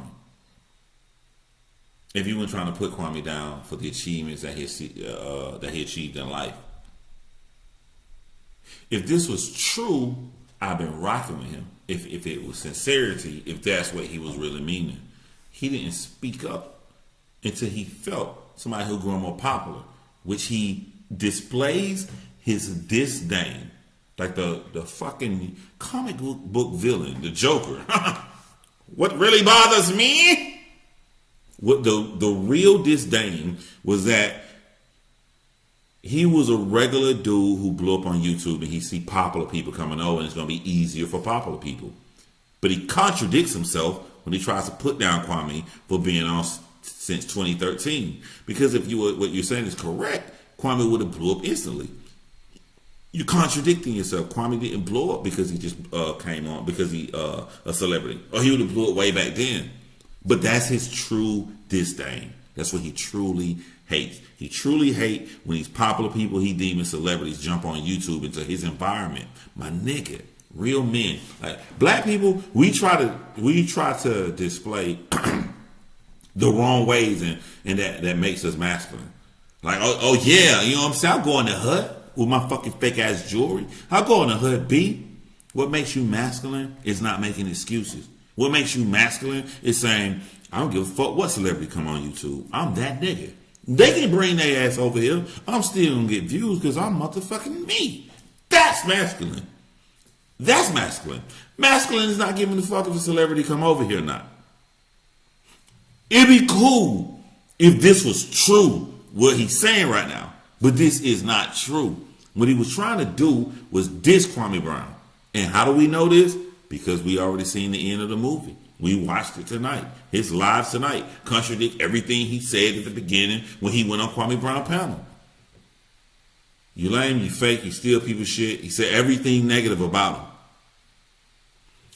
But this is what people don't understand. It makes you look bad. It makes you look bad when you face to face with a man. He ain't even face to face with Kwame. He don't Kwame shit. And he making all these excuses why he say something. But then he go back on his channel, and when he alone, and then he say like, fuck you nigga, you hoe ass nigga, and all this other shit that you ain't say when you was right in his face. You be trying to expose other people, and all you do is end up telling more about your motherfucking self. Bring your ass over here. Who the fuck is John Rail? Rail B? That nigga's a small guy. I'm gonna go over and fuck him up. Show the people he's not. And bring that ass over here, boy. Bring that ass over here, boy. And my mother had to move out of Bronx River to Fall Rockaway to get away from the crime scenes. So I'm not sitting up there saying that I'm glorifying that. I'm just saying that the path that you took, which was a good path, and the path that I took was a different path. So when people be comparing, why didn't you say that? Why didn't because it be, for people who don't know, when he made this first video, it went from what Kwame said. Kwame ain't paying this nigga no mind because Kwame got a mission. He on his own shit. Kwame don't know what the fuck this motherfucker saying. So when someone else came and made a comparison between him and Kwame, so one fucking guy, this dude got 350,000 subscribers. You care about one fucking YouTuber? That means you was already envious of Kwame. You was looking for a fucking reason. You goddamn thumb knuckle looking ass nigga. You look just like a goddamn thumb knuckle too. Some of the goddamn nails too. But you already was looking for a reason to go at Kwame Brown, bruh. You know you was. You just fucking fake, bruh. Like, why would one dude do the comparison if that's so, and you say, and listen to niggas. His first video he ever made about Kwame Brown, he was bigging Kwame Brown up. I like when he say this be of what? I like when he say this. I like when he say this. Okay. So if you like everything Kwame do, and a nigga compare y'all, why would you be like, yo, don't compare me to no other nigga B. He went to the NBA. I went to Rikers. How you think I got the ooze? We saw the movie. It was by an NY coming off the side of Rikers coming down, and that's when I guzzled this glowing green shit. Tonka looking ass. Like if I like a nigga, I like Kwame. You think I'm gonna come out here and diss Kwame if someone say y'all are like, no, don't compare me to fucking Kwame. That nigga went to the NBA. Nigga don't know what I did. You don't need to know what I did. Like, come on, bruh. Come on, man. We not stupid. You was trying to diss him. Be a man about it. If I diss somebody, I feel in my heart the reason I dissed them is for a good reason. I believe it so strongly, I'm going to fucking tell you. I'm not going to go around you and lie about it. Because who the fuck is you for me to lie to? Y'all be trying to make somebody else look weak, and you end up looking weak. You don't lie to nobody unless you feel weak. That's why I don't lie. People be like, oh, you don't lie? You have good morals and principles. Nigga, I don't lie because fuck you. How about that? Who the fuck are you for me to believe some shit that's not real? I got to store a new goddamn block cell of memory over here. Who the fuck are you for me to be doing that? Nah, you can go right over here. I don't like the fuck. I don't like you, nigga. I don't even know why I don't like you. I just don't like you. We'll figure it out later, and I tell you, I don't like your ass.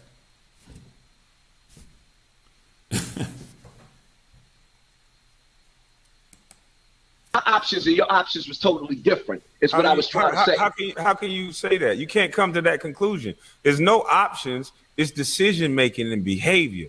My behavior was different than yours, so I got different outcomes. You got to start telling kids the truth. That if you glorify street life, you get a big homie, and you look up to men and worship men that rock nigga snot box, and you can go to prison. And if you look up to basketball players, you can go to the NBA and put your mother on a goddamn golf course. So to say it in the way that you said it made it seem like you were better than someone who went to the NBA because you were in prison. But I'm just saying, and this is the thing, no. The nigga breathing like that Russian Bridget when Rocky knocked out that Russian.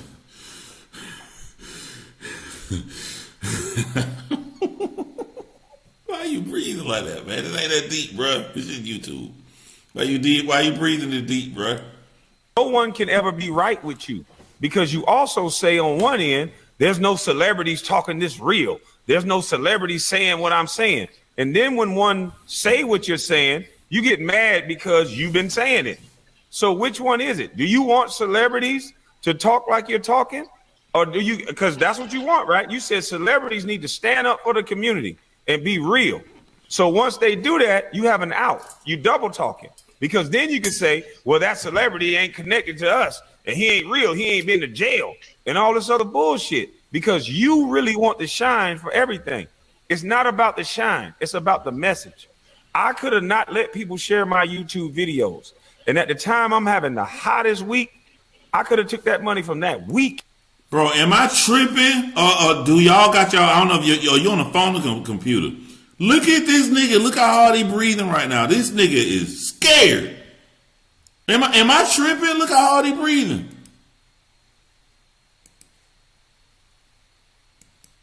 And left the internet, just like all the Black Lives Matter people did. I could have did that. You're inserting things about somebody that you don't even know. That's ignorance. You said I took an oath. You said MJ was elbowing me. You said all these things that you know nothing about. And all that to a black man. And you're a Muslim brother. And white folks have been using black people to I'm not afraid of no white man. You know why? They can't do shit right now in America. We are talking about each other. You talked about a man you don't know, and I believe it's for YouTube algorithms because it seems like you have a stick. You beef with the guy, then you apologize, but you done made the money you made, but you done connected yourself with a person. Hold on, let me stop you for a second. You've been talking about my money hold up. the entire time. Hold up. For one, I don't care about your money. Your money don't mean nothing to me. What You I care spoke about it several times. Hold up. Let me make myself clear. For one, I don't care about your money. For two, the video that I made about you, we don't have the same audience. I got the least amount of views that I got all for the whole month, or for the video that I made about you. Because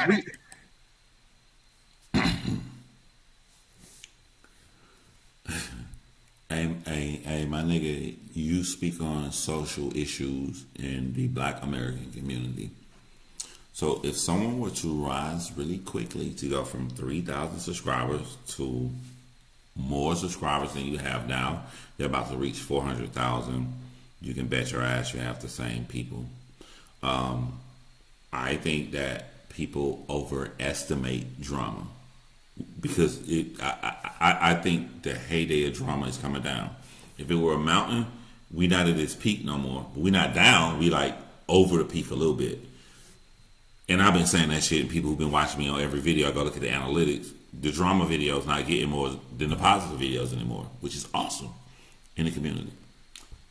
But number one, you started it. You came with the drama first. So if you're gonna come with the drama on another man in your community and it gets less views, you're trying to portray it as Kwame is insignificant. We know Kwame is not insignificant because we can go look at the views on the channel, which get way more views than your videos do. All right, so you can dead that shit off right there. We literally are not stupid. You think the people in the audience are dumb? I can go look and see all the views that Kwame Brown gets to show that he's not insignificant. So if we know that Kwame is not insignificant, but when you talk about him, you're doing a secret code about some NBA player, you talk on comments, you have a picture here. So let's say Julius Jones got shot from the cops. You'll have a box in the corner with Julius Jones. So people know you from that content. Oh my God, let's see what this mildly autistic guy got to say about Julius Brown getting shot. So that's where your views are coming from.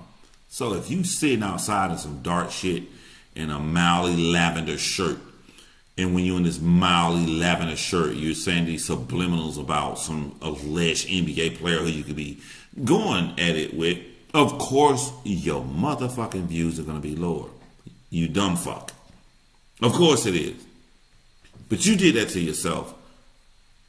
And it's all deviation from the real topic. The real topic is, why are you talking about a man who has done nothing about it to you?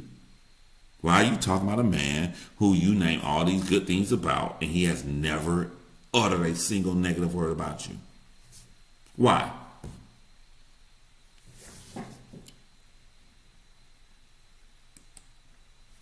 Because we don't have the same audience. That's not true. Right? It's No, because we don't. people don't understand. People don't understand why you're attacking a guy who's talking about coding that's in space. bullshit. People, when you learn YouTube, people don't give a damn about nothing but drama. You've been on YouTube since 2013. That's not true. In a minute. That's not true, sir. It shows. Where it shows the date when you got on YouTube. Look on your page. Okay. It You've shows been the making date. videos. You didn't just start making videos 2 months ago. You've been on YouTube. So when was what's the date Kwame's gonna handle this beautifully. Watch this. of my first video? Hold up. Got it. You tell us. I bought my house in 2015. My first video, I'm in my bedroom talking about basketball. See, you're repeating something you heard somebody say. You tell me what year did you sign on to YouTube? Sir, everybody signs on to YouTube just so they can watch other people. We're talking about being on YouTube making videos. My first video, go look at it. I'm in my bedroom. There's like an orange background. I'm talking about basketball. It's like a little clip. I barely even knew how.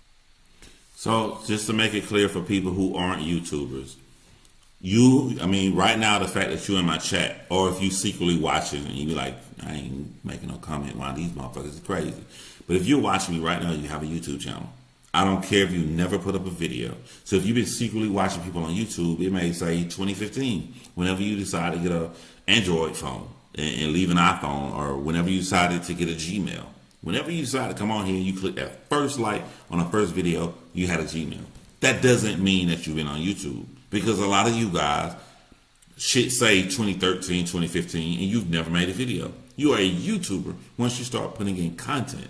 YouTube has literally changed the word from video. It used to say video. Now it says behind the YouTube studio, it says content. When you start putting up content. I say I've been on YouTube for 11 years because I put out my first video 11 years ago. So if Kwame Brown was an NBA player, and of course he had a fucking Samsung or whatever phone, Android or whatever, or Gmail, and he liked videos, it's going to show he had it since 2013. Who gives a fuck if that's not when he made his first video? Back to the message I always preach. Who cares when he made his first video, though? It's all a deflection.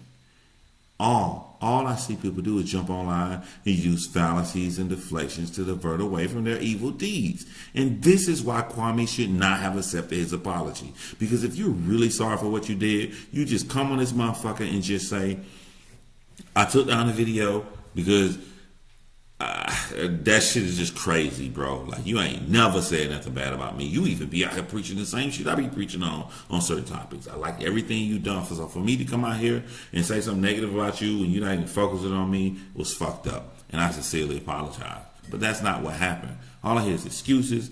And now we know the end of the story because it just went live tonight. Lies and bullshit to match the fact that he's just jealous of another man. That's all I hear, man. Got to work it. All but right, if you go look at my Facebook, just like Ticket TV, shout out to Ticket TV. All the things I'm saying now. Hey, by the way, I don't know what happened with Daniel Murphy in the chat. I ain't see it. I'll see it when I come on here.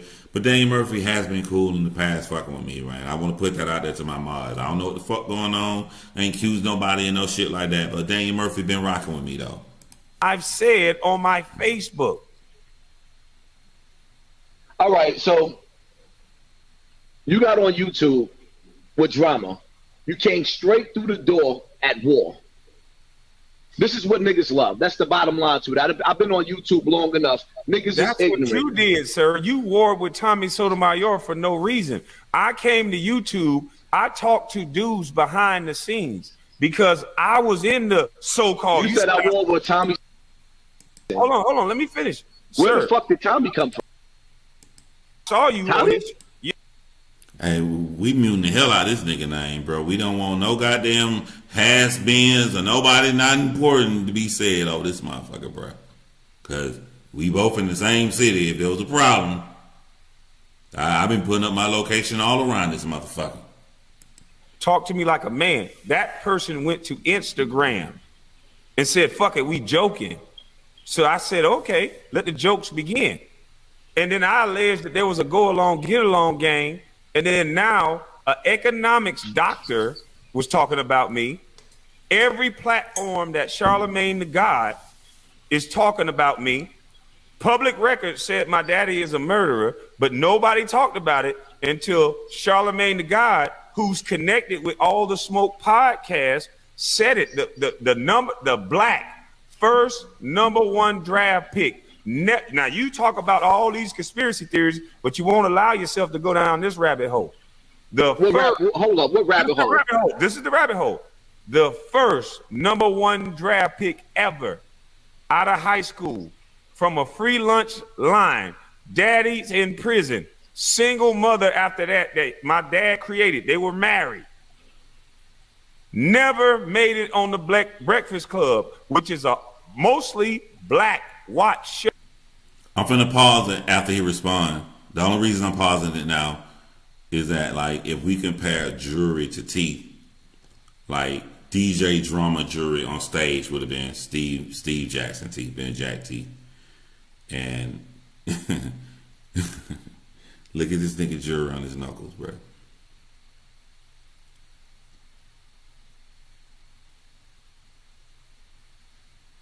That nigga ain't brushed his jewelry in 3 days. Like, look at, I'm saying, like, this is what he brag about right here. This give him power and shit right here, man. This is some Brian Pumper shit for real. Y'all remember when Fabulous went against Brian Pumper? Y'all don't remember when Fabulous went against Brian Pumper, bro. Google that shit if you want to laugh when he said shit over with. Yo, until they were. A motherfucking woman by the name of Chloe Taylor said he got the Infinity Stones. He got the Infinity Stones.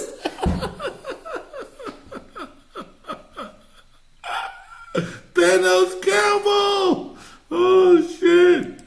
We're talking about my murderous daddy. You don't see a problem with that? I never knew that. Boom! There we go. We just got a good laugh in, but that's what I was waiting for. We got a good laugh in first, but that's what I was waiting for. I never knew that. You done started all this negative beef and bullshit. You either lying right now, you a sorry ass motherfucking liar, or you fucking pathetic. Because anybody that's coming on here, the first shit when you realize what happened to Kwame Brown is that these individuals started fucking with him. Ain't Brian Pumper that porn star? Nigga, I don't know. What I'm supposed to know? I'm saying, like, all above it was like, come on, bro. For you to sit on this man's show, and here's the catchy part. Look at Hassan Campbell's face. This is his most sincere look. If you really didn't know this, you definitely proven you should have never spoken on a man you didn't know about. He got the jury after Iron Man took the stones. Oh my God. And they got a Hulk glove. Oh man. Hassan looks like Al.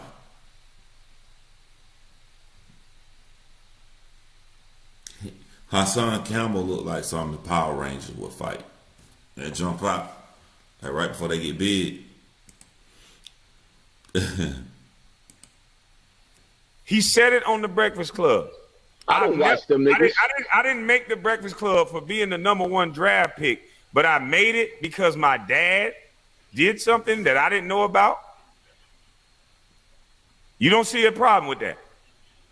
Oh, I see a big problem with that. And as far as whatever, and as far as, see, let me tell you something, right? And I don't say this to glorify, but where we come from, if your dad caught the body, we're going to help him bury it. And then we argue about why he did it later on. That's just— what does it have to do with anything? This is another way he's trying to show how I'm a hood. Man, I'm not even like gangster. I just will fuck a nigga up if they try to fuck with me. You know what I'm saying? Like, I'm not gangster. But it took me even a longer time to realize that times have changed. Times have honestly changed. Of all the bad shit you can say and people can do to stereotype about young black people, the one thing I love about, I'm going to tell y'all 2 things I love about young black people.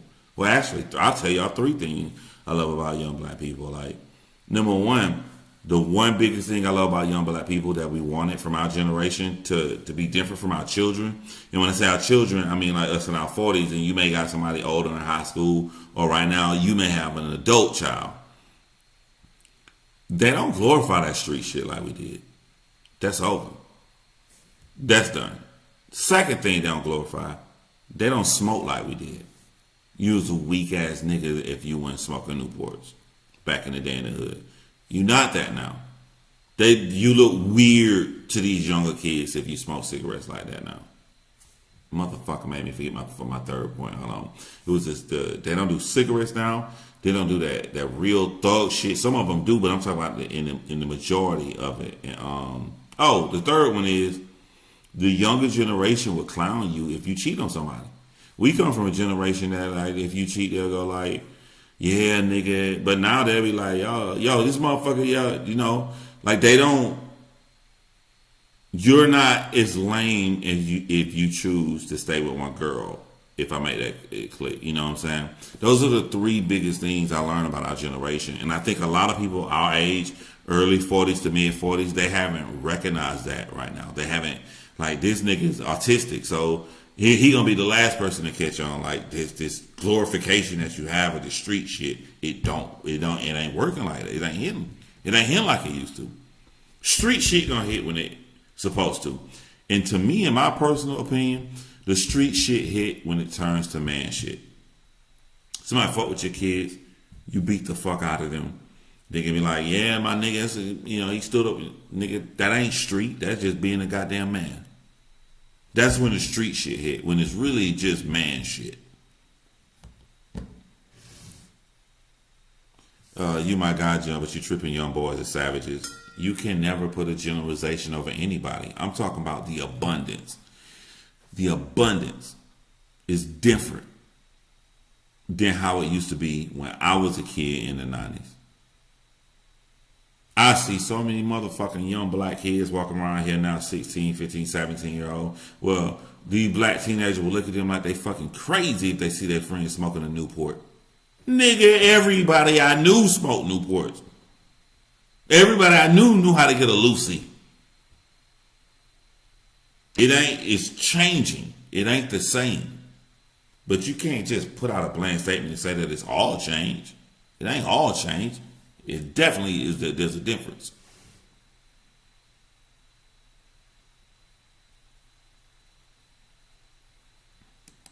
Just where we come from, in the hood. So as far as your dad doing something and committing a crime, all of us were subjected to the ugly elements of the hood where we had to make poor choices like that. It's just like you said, right? If I go outside right now with jewelry on me, as soon as I go outside, my antennas is up. I'm not the same dude that I am in front of this camera. Now I have to transform. And like you said, yeah, you put yourself in a situation like that. You wearing jewelry, you walking around the hood, or whatever the case may be. But that's a decision that I made. If I feel like I want to look nice going out, or whatever the case may be, I want to look nice. And I go outside and I defend myself. And Charlamagne gets on the radio and decides to make fun of me being a father, or to my son. Yeah, I understand what you're saying. I just caught a body now. Now I'm in jail, and he making fun of you. I understand that clear as day. But in the hood, we don't knock dudes for catching bodies. If you're defending yourself, we shut it later on. Why does he feel the need to say in the hood to another black person that grew up poor? I don't need a nigga to tell me what happened in the hood. I grew up in the hood. Corner grew up in the hood. We all grew up, like, you know what I'm saying? I'm like, nigga, we got this false thing that we think that somebody else's hood different than our hood. No, nigga, in the hood, people are more on edge, and people may shoot you for shit that other people outside the hood wouldn't do. It's pretty much the same shit, my nigga. There's no difference. Everybody be talking. They swear they fucking hood so much different than everybody else. It's all the fucking same. Be different dialects, whether you go to the goddamn corner store, the 7-Eleven, or a New York or bodega. It's still the same shit. It's the same shit. This is my thing. You a conspiracy theorist guy. You talk about this boule and all this a lot. Can you? Are you part of the boule? No. Can you? If I was a part of the boule, then why am I on everybody's tongue now in a negative light? I'm in everybody's tongue on a negative light more than the young lady who just bought a house in the all-white neighborhood that was saying she was going to destroy the nuclear family, and you ain't talking about her more than you talking about me. Are you kidding me? I had a conversation about you twice. I talk about that rusty, dusty bitch damn near every chance I get. As a matter of fact, I don't know her name. All I know is she eat pussy. Oh, so I talk about who I deal with more so than her funky ass is Tamika Mallory and Mike Saunders. I don't know who he talking about. I don't know who these people are. I have no dog in the fight. I never speak on things I don't know about. I just speak in the aggressive manner. Yo, before I go into that, look at how I got it paused with half his face on there. This nigga look like a manic. Like I'm going to tell you exactly who he looked like with a screen pause right here. It's off top of the dome. If you were to morph Joaquin Phoenix Joker with Tonka from The Secret of the Ooze Ninja Turtle, just clap that shit together right there. That's exactly who he looked like right there. That's exactly who he looked like right there.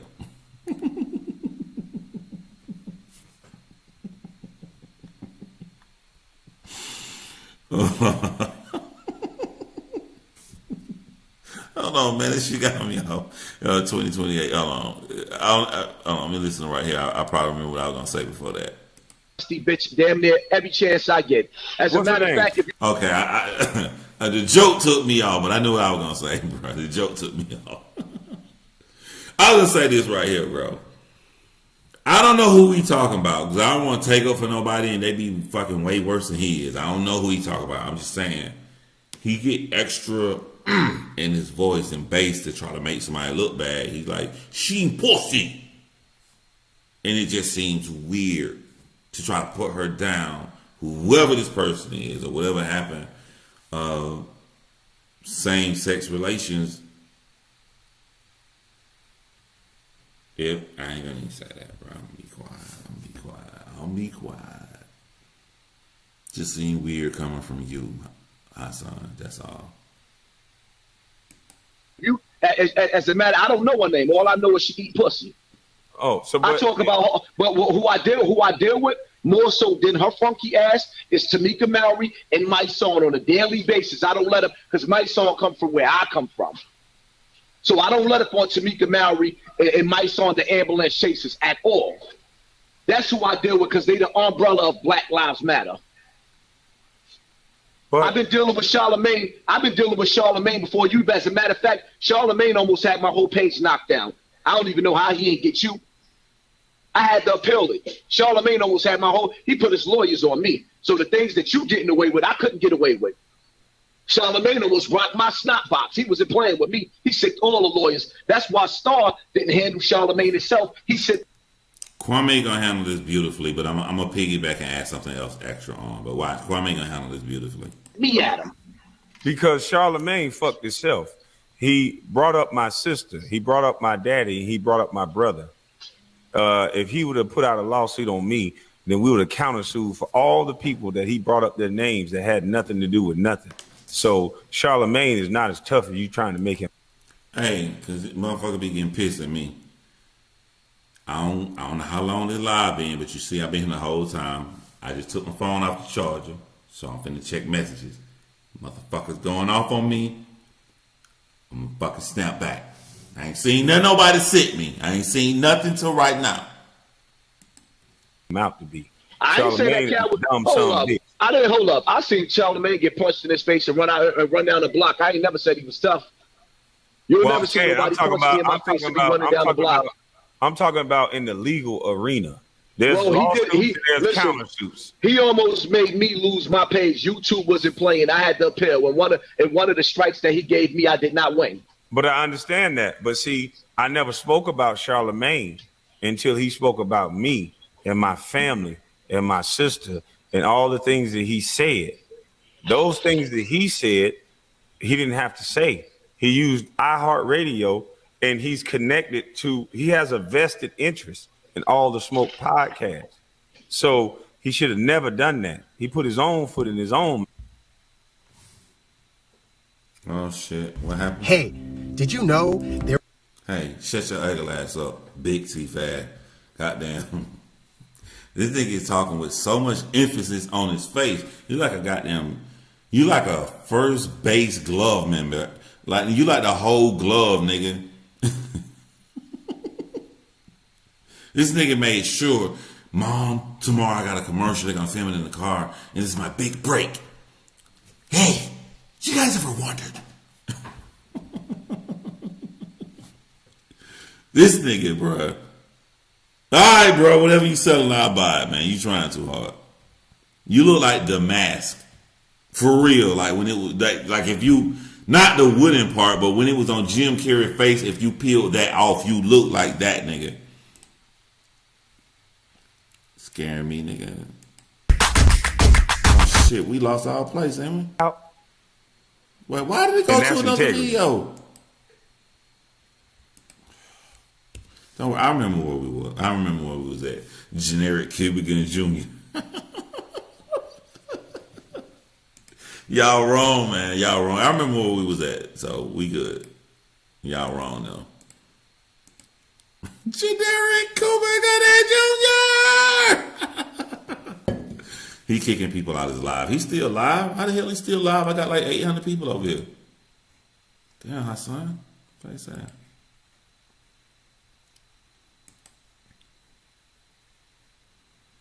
Let me add this back up here.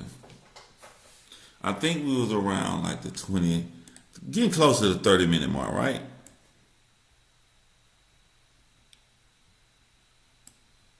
Oh, it looked like it pulling right back up where we left off. He deleted his live. The likes of somebody like Kwame Brown.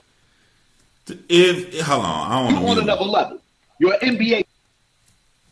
Why would you delete your live if Kwame Brown the one that's suffering? I want to ask y'all a question. I want y'all to answer with a 1 or 2. I'm new to Hassan Campbell, but I know I know his name because I've been on YouTube. A lot of people like he controversial to talk about him. I'm new to the nigga. I ain't heard it. I ain't really watched him. It's over a month ago, right? When I come out here and I joke on my videos and I say he sound like he mildly autistic. Is that something a lot of people said? Type of 1, if a lot of people said that y'all done heard that shit before. Or type of 2, if y'all ain't heard that before. Because I like when I don't know what nobody else saying. That's one thing I like about being at battle rap events. It's like, I'm at the event, I don't know what the fuck they're saying online. I'll find out tomorrow when I go watch all the reviews and shit on the battle. But like, even like, is this something y'all heard? Has anybody like looked and like, yo, because I don't know if people seeing what I'm seeing. Does he sound like he autistic? I'm getting 1s and 2s all over the place.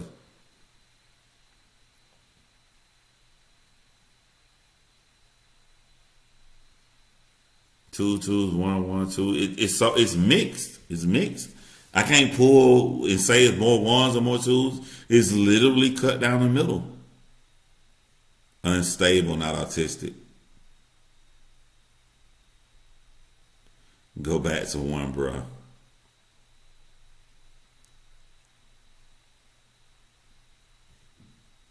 I hear what y'all saying about his children, but I'm not gonna mention children. I don't do that shit, man. You know what I'm saying? I don't even speculate about children. I keep children out of it. I'm talking about his brain, him, the grown up.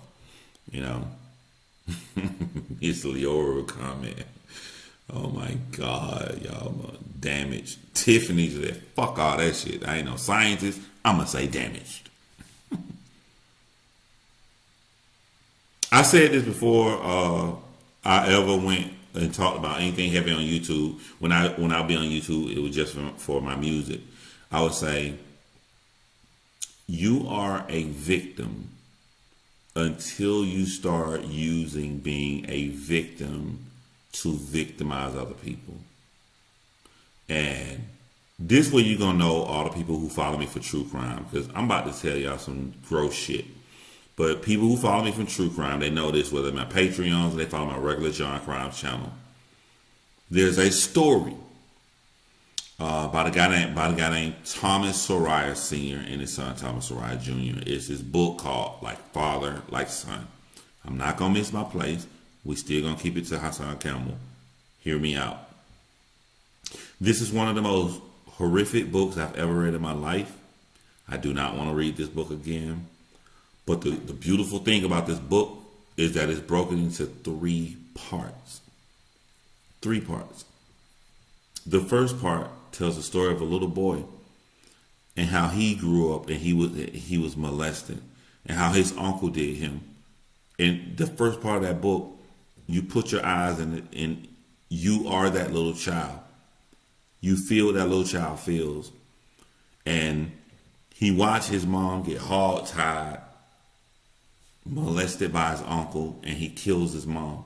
He witnesses all of this. And if you are that little boy, you sympathize with him. That little boy is Thomas Soraya. The second part of that book, after you have mentally sympathized with this little boy, the second part of the book, the little boy is a grown man. He gets married and he have a little son. As soon as the little son is born, he kicks his wife out the room and he molests his son. He molests his son over a decade and a half, all the way to his son is 16, 17 years old. Horrible father. Mom turned her eye to it. The same little kid that you empathize with in the second chapter of the book is a fucking monster. And that book allows you to seep in that deep. And then the third part of the book, after you witness his son be molested from pretty much from the time he was born till he was a high school student, the third part of that book, you watch this son go to this playground and pick up this little girl and bring this little girl back for him and his daddy to have their way with her. Take a little 6-year-old girl, put a broom inside of her, give her the absolute worst day of her fucking life before they throw her body off a cliff. And then you go back after you read this book broken in 3 sections like this, and you go,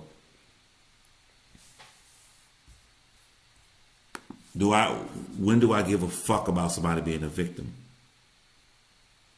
I felt so bad for the father, Thomas O'Reilly Sr., as a kid growing up to be molested and watching his mom being hogtied and brutally murdered in that fashion. I felt terrible for him until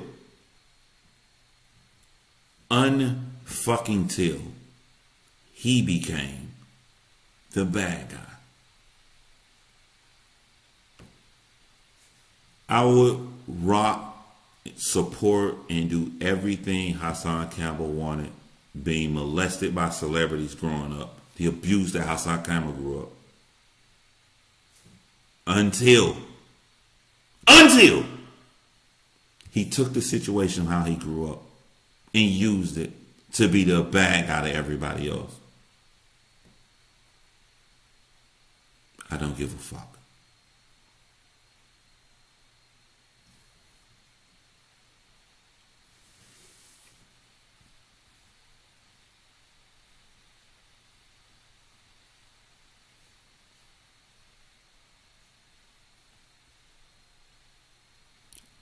Whatever happened to Hassan growing up has zero to do with how he comes and tries to destroy and attack other men on the internet. Hey, star. I'm a nigga from a hood that's basically trying to make, huh? I'm a busty bus. I'm just saying the methodology is different. You have 300 and something thousand subscribers. If you cared about your message, you would allow people. You know what I did? I just did something different. Type of one if y'all can hear them talking. I think my earphones went dead. Type of one if y'all can hear care them talking. so much about my message and what I'm saying, and I believe in it so Type much. of one if you can hear them talking. I never cared about the money. You talking about people sending me super chats. Do you know how many people are eating off my videos? Do you know how many children and families, and you know how many YouTubers I shout out and bring? Damn, we in turn. Can an 8,000-year-old herb really increase your chi, lower your body fat, and maximize your bedroom performance? Clinical trials say absolutely. Over 3,000 testimonials from all over the world have been flooding in our inbox. The likes of somebody like Kwame Brown, then it's like, yo, you know what I mean? You on another level. You're an NBA star. I'm a nigga from a hood that's basically trying to make, huh? I'm a busty bus. I'm just saying the methodology is different. You have 300 and something thousand subscribers. If you cared about your message, you would allow people. You know what I did? I just did something different. I care so much about my message and what I'm saying, and I believe in it so much. I never cared about the money. You talking about people sending me super chats. Do you know how many people are eating off my videos? Do you know how many children and families, and you know how many YouTubers that I shout out and bring up? You could do the same thing with your platform. I'm not doing the same thing. I don't know. That's what. No, I'm not saying that. I said you could be. So I don't know. I am. Yeah, I am. I'm definitely doing. As a matter of fact, I don't know. But what I'm saying when you hear me shouting out and playing all the music, I'm not a rapper. I understand, but that's one genre. That's one area. And people that have clothing on my Instagram, my YouTube. Listen. Why don't you allow people to use your videos? Because some of the stuff you say is right. I tell people. I can honestly say some of the stuff you say is right. Hold on. Why don't you let them use it? I told Bullet Scotty today, right? Told him today. I said, go ahead and use my videos. I told your boy that you hollered out, which is my boy I was locked up with, Z Banger. You shouted Z Banger out. I told Z Banger 1,000 times over, stop taking Michi X videos. You don't know her. If she get pissed off, she can flag you. Take my videos and you can remix them. Anybody that's affiliated with me, as long as you're not disrespecting me, you can take my videos and make you some bread. I told everybody that because the people around me is not doing it. So why not let somebody else eat? I said that, and I just... This is what I be talking about when I say, like, I don't really be giving a fuck. I don't. Something wrong with me.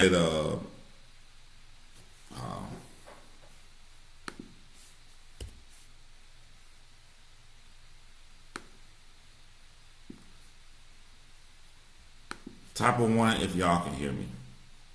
Because I'm going to tell you what I think going on.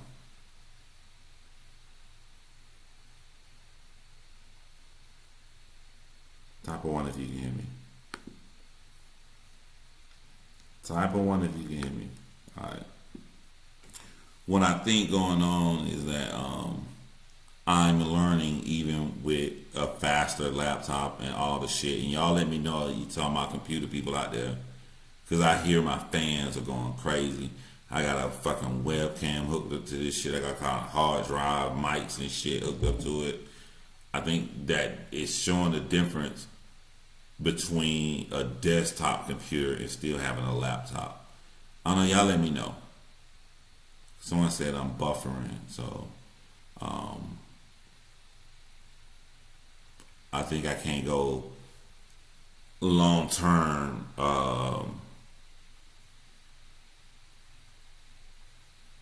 Nah, it's cool. Yeah, I keep my shit max. I got my shit running at full steam, like this shit running at high performance. I went into the settings and made sure I watched YouTube videos and maximize the GPU, even on just this one thing right here. So you're good now. So I got a lot of shit running. I can, like, my fans are loud in the motherfucker right now.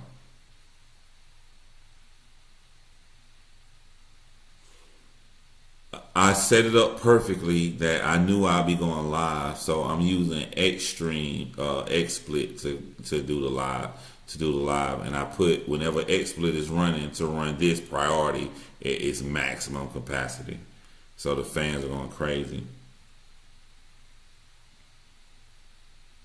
Put a fan on from the other device, yeah.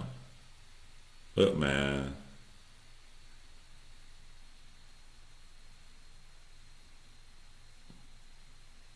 Your GPU is probably weaker in this laptop. It's i7,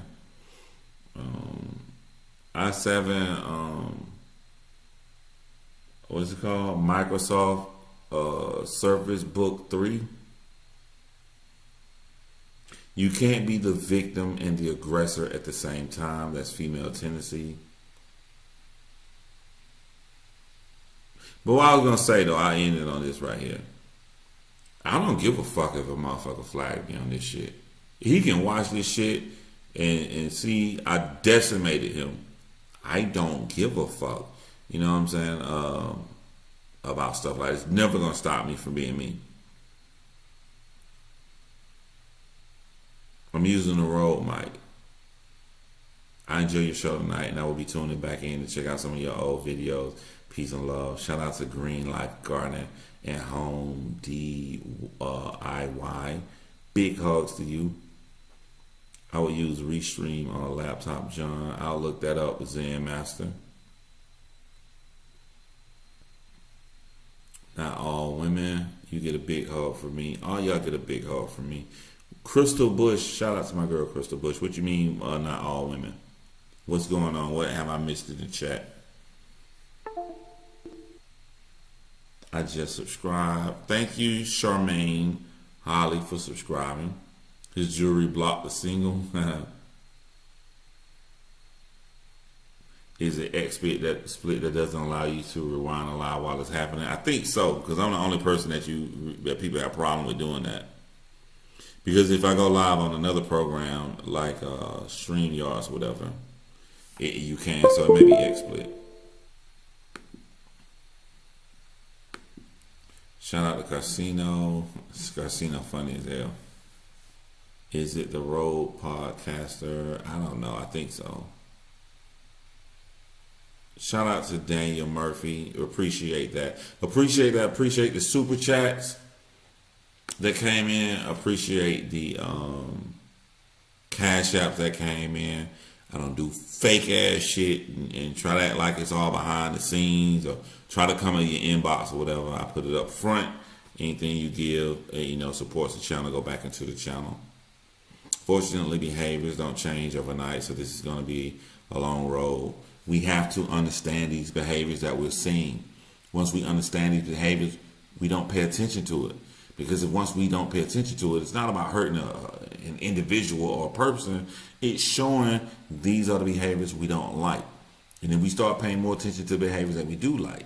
Like Kwame get Judge Joe Brown and all them on it. They're talking about heavy topics. Whether you agree with what they're saying or disagree, there's serious conversation that they're talking about stuff. So when that get way more views than the drama, more people are going to want to have conversations about that than doing the actual drama. We have to show what we pay attention to and what we support if we want to stop that action from occurring. Shout out to my girl Crystal. Big hugs to Crystals, man. Justice, and I just can't stand a hypocrite. I just like Kwame did, yeah. Bro, did you catch him saying he would put up 10 racks a month if Kwame willing to do the same? He didn't say 10 racks. He said $100,000. I caught that. I don't think we'll be able to get to that part tonight. But I don't believe him. I don't believe him. I don't even put up $100,000. I don't think he has $100,000 to put up. Real, do you think Hassan can recover from this? What advice would you give him? I'll give Hassan the same advice I give everybody else. Just be open and honest with yourself. And I think he was on his way to doing that at first. But that pride shit that come out in him made him double back and go back on that. But to come out and say, like, I didn't see what you said. I didn't know this about you. I didn't know this. You know, I think he was on his way and he turned and went the other way. I think he also has to be a grown-ass man and realize you don't run somebody else's life. You are the main star only in your story. It is Hassan's story where he's the main star. Yes, in my story, I'm the main star. He a goofy motherfucker on the internet. You know, you're only the main person in your story. So when it comes to Kwame's story, in his story, a motherfucker got videos up saying that's a popular YouTuber saying lies about him and say things that are untrue, and people are believing this. So in his story, in Kwame's story, I don't fucking want to accept your fucking apology, nigga. You got false information and shit coming with people coming at me. And that's what Hassan Campbell got to recognize. When Hassan Campbell look at it like, this is my story, so in my story, nigga, I apologize to you, so you should goddamn accept it to be a man. You see the narcissism? You see you not putting yourself in somebody's shoes?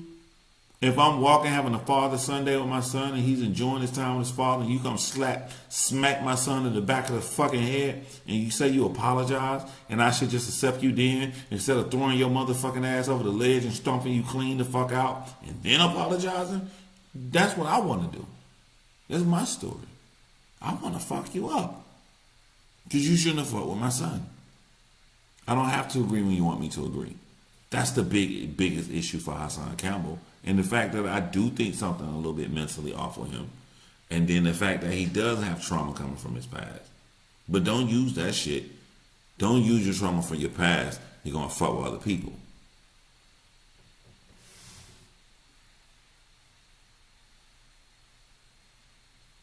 The apology wasn't sincere though. It wasn't. But even if it was, so nigga, I ain't gotta accept it. It don't matter if it's sincere or not. We gotta stop putting him. He said a sincere apology after that, nigga. You wrong. Nigga, fuck you. Fuck you in the goddamn horse you came in on, nigga. Why did he feel like Kwame had to accept his apology? Kwame didn't have to accept shit. You damn right. Stop fucking with people. How about that? Stop fucking with people. You ain't got to worry about them accepting your apology.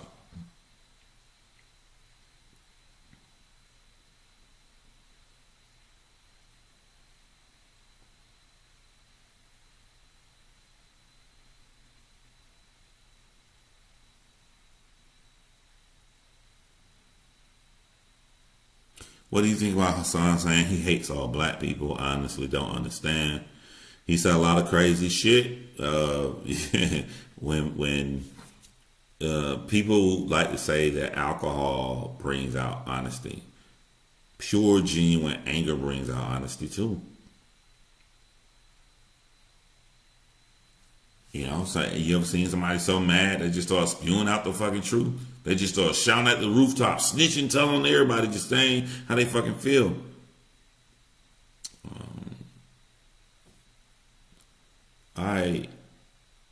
Courtney Blackstone said a couple of comments I ignored because they were whack. And then they came in and said that this live is too weak, which set them up for failure. Because y'all know how I do trolls over here. So Courtney Blackstone will give you the attention you're looking for. Especially saying that since my live is weak. I'm going to need you to make my live a lot better. And you can do this in 2 ways. The top 2 ways a person should be a troll. Number 1, you're a troll because you want attention. You want to make people laugh at my expense. So I'm going to give you 3 tries to make a comment, putting me the fuck down and making people laugh at me. You get 3 tries. If you fail to fucking say anything funny, I'm going to block you. Now, all trolls ain't funny. Some trolls are just fucking dark. They just hate you, hate the attention you getting, hate people liking you so much. They just want to destroy fucking you. So if you can't say three tries to say something funny, you got 3 tries to do something so fucking evil and demeaning and below the belt. I will let you stay on here. I will make you a fucking mod.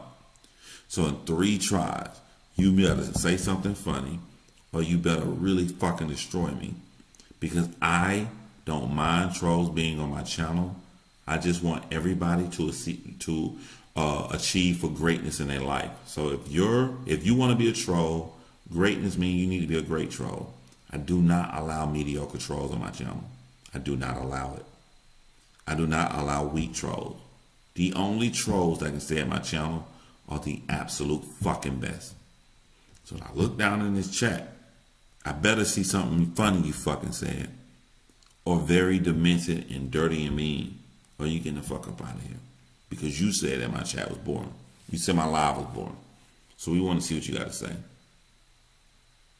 I want to see what you got to say.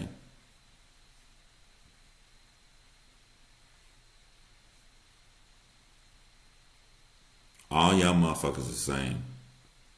All y'all the same. You lame.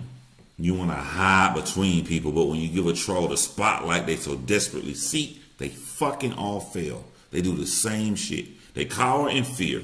Some try hard not to say anything because they know people looking at them. And some try to say some shit and it's lame. I'm not trolling. I'm trying to have a conversation. You told me my shit was lame and then you make the assertion that I'm not doing something when I've been live for a couple of hours. Or is that you being lazy and not going back to look or wait for the live to come up? Don't make no motherfucking lies about me. Don't make no lies about me, you lame ass nigga. 1. You got 2 more. You got 2 more. You got 2 more. I said it was weak, not boring. You got 1 more. That's your 2. Make it count.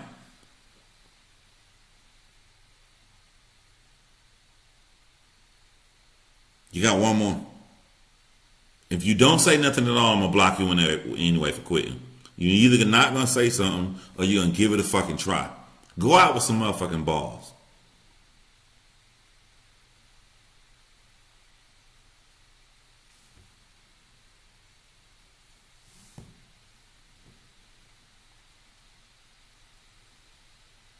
What do you expect? Corny is in his name. I just like to give them the floor. Don't come over here acting like you want the floor. I'm going to give that motherfucker to you. I'm not going to shine you from it. Lying on who? You? I'm trying to ask a question. Barbara. How the fuck do you try to ask a question? I watch you talk shit for about 4 or 5 comments before I even acknowledge you. And then I gave you 3 more. You don't know how to ask a question? Who does that say more about, me or you? You don't know how to ask a question. Fuck up out of here, nigga. You don't know how to ask a question. This nigga is weak, man. Don't ask for attention, you don't want it.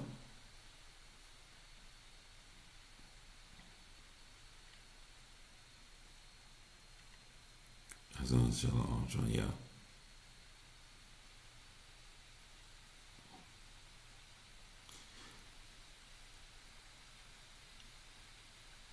No one has accepted an apology if they don't want to. I know, yeah.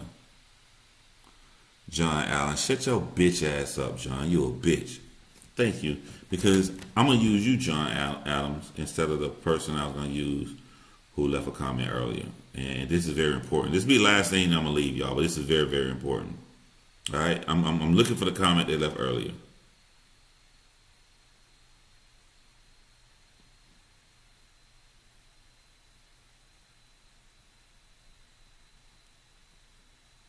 Nah, I responded to it. Hold on. All right, and this John Allen said, well, I said, fuck John Allen. He said, none of us can come together. That sounds regular. Like, John, you tripping, John, real. That ain't that bad. You gonna see why I don't like comments like that. Don't worry, I thoroughly explained myself. John Allen comes in again on the chat, said it's completely sad. Alright, so I'm gonna let y'all know why I don't like comments like that. John Allen just said again, all of our kids will suffer, we just keep attacking each other. Shut the fuck up, John Allen. I hate weak niggas like you. So remember the 3 comments I just said that John Allen just left. I'm gonna read the comment I got on the video earlier. It's from some guy named Smith. He said, all of this shit is preschool. Both guys have a message and knowledge to give to the people. They shouldn't be battling. That's what the freaks on the other side want to see. And I'm going to show you, wow, weak niggas like Smith and weak niggas like John Allen fuck it up for everybody. My reply to the comment here said, and you hurting the cause just as much by generically stating 2 people fighting is bad. Call out those starting with other men for no reason to change this unnecessary action. That's how you make change to make us look better. You niggas is weak.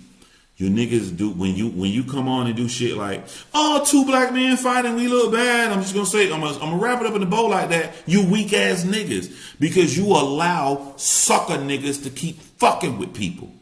You allow it by making comments like that. Why don't you take your fucking brain and look at the details? It's like we are allergic to the details. We are afraid of it. If a man is walking down the street and just holding his daughter's hand and they just go on a nice beach and another black man come and slap his ass in the back of the fucking head, or you gonna and he punch his ass back, or you gonna be like, 2 black men fighting, this is what they want, we look bad. How about you call out the motherfucker who slapped in front of his fucking daughter? How about we get rid of that motherfucker? And once we get rid of that motherfucker, you'll see change. But weak niggas like you stop that from happening. Always showing up at the last fucking minute. Oh, 2 people fighting. Look at the details, nigga. Look at what took place. I can't stand y'all. I can't stand that shit. Weak. John Allen, you go in the motherfucking bank to get your motherfucking money to pay your bills. You come out the motherfucking bank and the motherfucking man shanked your ass in the side and you in the hospital for 3 months. What do I say? Fuck all this shit, bro. He shouldn't have shanked. He's shanking the goddamn guy. What if I just generalize that statement? How would you fucking feel, bro? How would you fucking feel? You talk this bullshit. Kwame over here doing something. He ain't studying no Hassan Campbell. He ain't saying nothing bad about him. He ain't saying nothing negative about him. But you jumped your lazy ass. And I'm calling you lazy for a reason, because you mentally lazy. You want to disregard the details. You mentally fucking lazy. Did you come on this motherfucker and say, we all look bad. We don't even stop. You stand up for shit that you don't want. That's how you stop it. Turn a fucking blind eye and put everybody in the same fucking basket. Can't stand niggas like you. I hate that shit. Thinking you helping somebody, thinking you hurting somebody, you helping the niggas. I can just go fuck with that YouTuber. You know why I can just go fuck with him? It's gonna be 3 audiences B. One gonna be my people who gonna take up for me regardless. One gonna be the haters that gonna take this other nigga. But the niggas in the middle, we can muddy the playing field and we can still get some of them to our side, because some of them motherfuckers are gonna say 2 black men should just be arguing, so they're gonna check out. They may have liked him, but they're gonna come like me now, I'm evil too. Benefits me to fuck with people for no reason. You help these niggas, John Allen. You help these niggas. Stop saying that generic shit.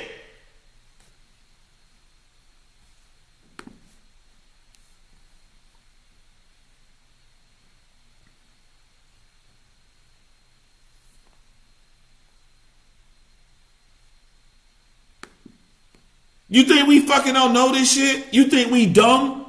You don't think I say this shit in my video. Nigga, we look crazy, we look fucking stupid. But I say that shit after I demolished the motherfucker who started it.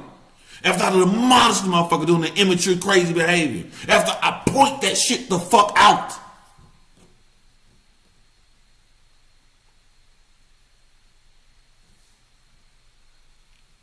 This nigga just show up in the middle of the war on the battlefield where everybody dead and hurt. Just show up at the end. In some goddamn high heel shoes on. And they're just fighting. See? This is why we look bad when we fight. Went in the trenches for nothing. Just show up at the end.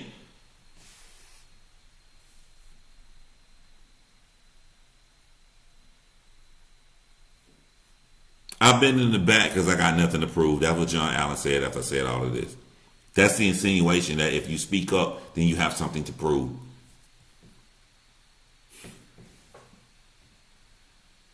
John, shut the fuck up.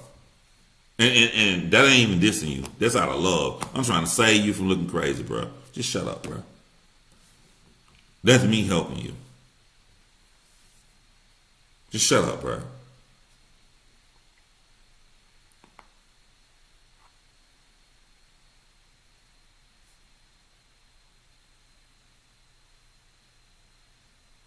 I stay quiet because I have nothing to prove. Okay, John, by your own. And like I say, what do I preach on my channel? Sometimes listen to these niggas and assume that what they feel is correct. So let's assume what John feels is right. If you speak up, you got something to prove. Why did you speak up tonight, John? John Allen, why did you speak up tonight? What did you have to prove?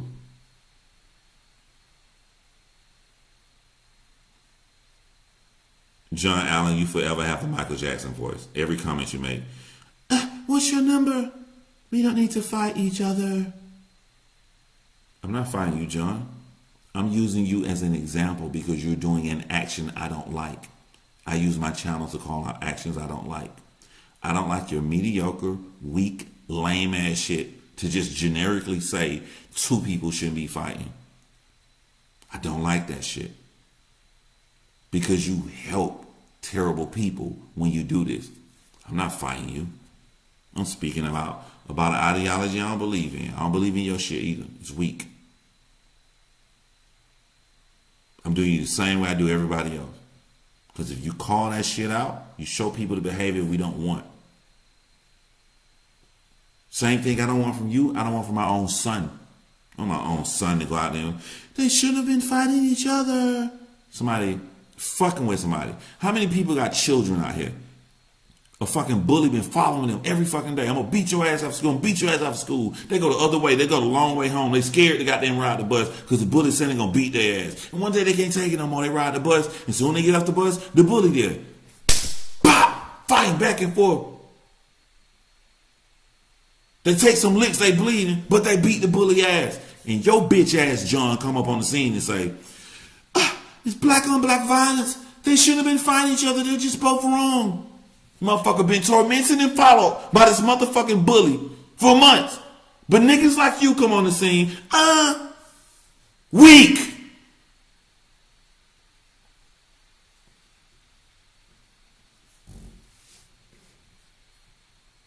Weak.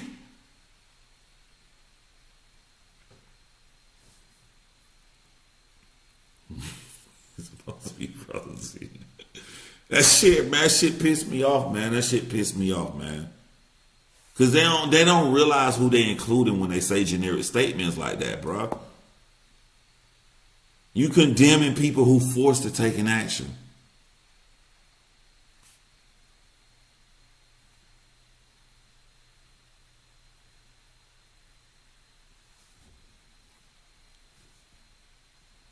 Why can't we talk and understand each other's point of view?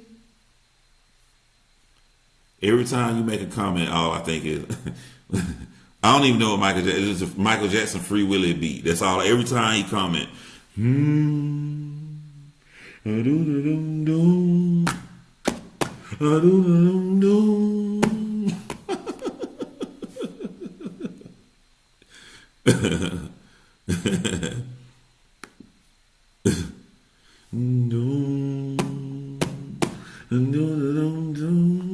what can't we people?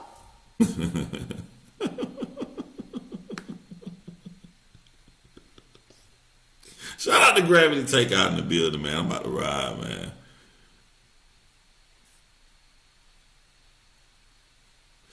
This is why the way we are, and never respected, says John Allen. Doom, doom, doom, doom, doom. Leave him, man. I'm out, man. I'm out, man. I'm glad I was able to do my first live from the ATL. Carry me like you was my brother love. Oh, man. What I missed, bro. Hey, Gravity Takeout, you're going to have to rewind it, man. This was a great live. It's legendary. The program I use, when the live over, it ain't going to let you see it to like 30 minutes. I think my program processes everything before it uploads it. So it'll take about 30 minutes, but it'll be some good shit to listen to tomorrow, man. But shout out, man. Salute to everybody, man. I'm going to catch y'all next time. Y'all know I'm going to go live every single fucking day, whether if it's a smoke break, maybe a smoke break tomorrow, maybe not, but I'm going to go live every fucking day, man, 7 days a week. I'm going to catch y'all later, man. Salute. Doom. Doom. Hold on, bro. I said I was going to do something tonight. I may not be able to do it, but let's see, can I do it? If I can't do it, we gonna end it.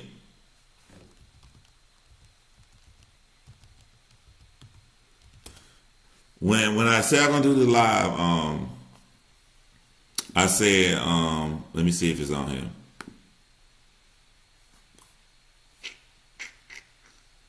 Cause I be telling people that I've been on YouTube for all these years. I'm like, well, what's my first fucking video I ever made? And hold on. I said I was gonna play it on this live because this live, John Allen, motherfucking John Allen, on this live, the first song I ever made.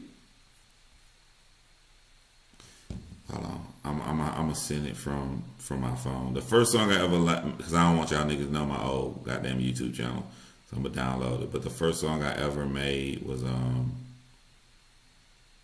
11 years ago, and it was called Grown Folk Music. And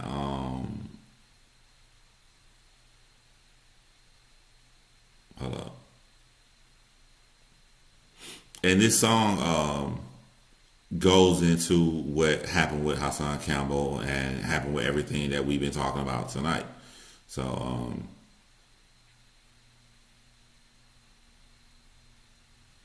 let's see, sort by. I'm scrolling all the way down to the first song I ever made, and I'll play that and to end the live tonight. But I think y'all really want to listen to this song.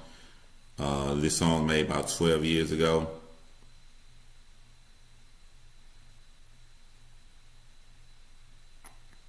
Copy.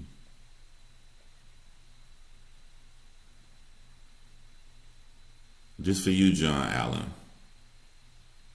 We can't do anything right. It's all wrong. We're so barbaric.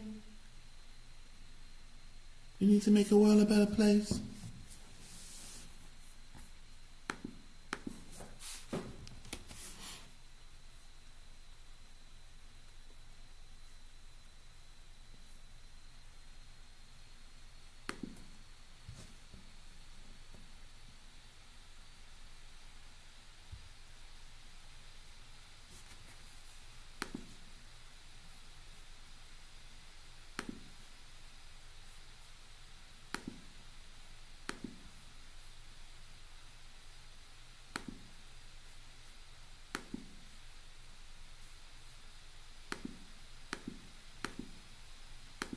I'll play the song. I don't give a fuck. I'll play the song. Because I don't feel like downloading this bitch anyway. So I'll play the song. Doom. Doom, doom, doom. Doom, doom, doom.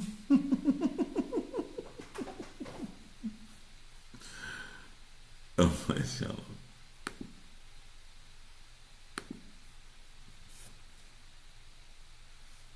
Alright, this is the first song I ever made, man. I don't even know how to do this shit. Let me turn this down so y'all can't hear.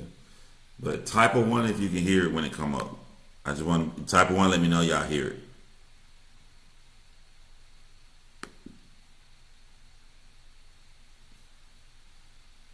They already feel like they grown, and you got two choices. You can show them the right way, or you can go ahead and tell them about grown folk music. You feel me?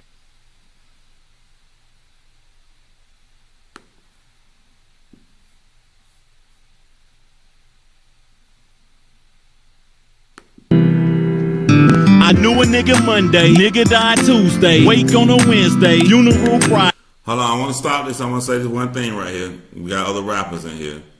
I did not write a single lyric. This is when I first heard that Jay-Z wasn't writing shit. So I said, I'm going to do a whole song without writing. So I didn't write any of this. I did all of this in my head.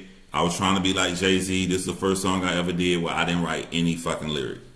All this shit was in my head till when I recorded.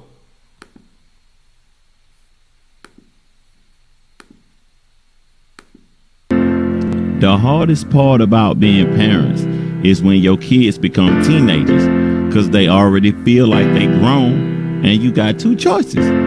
You can show them the right way, or you can go ahead and tell them about grown folk music. You feel me?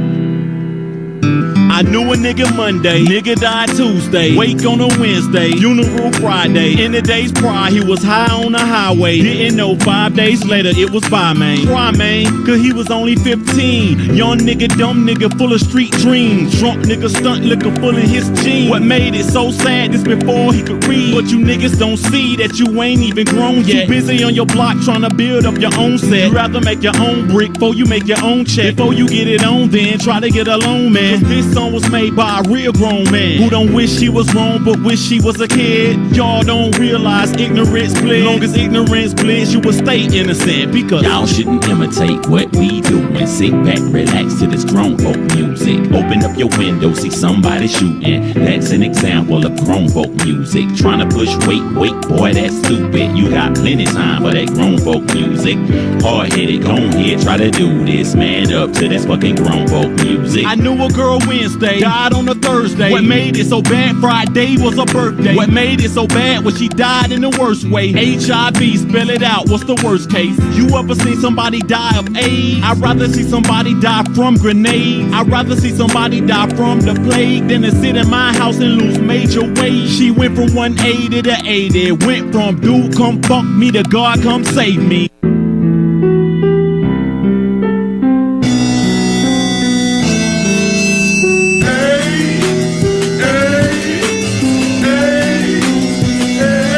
She had AIDS.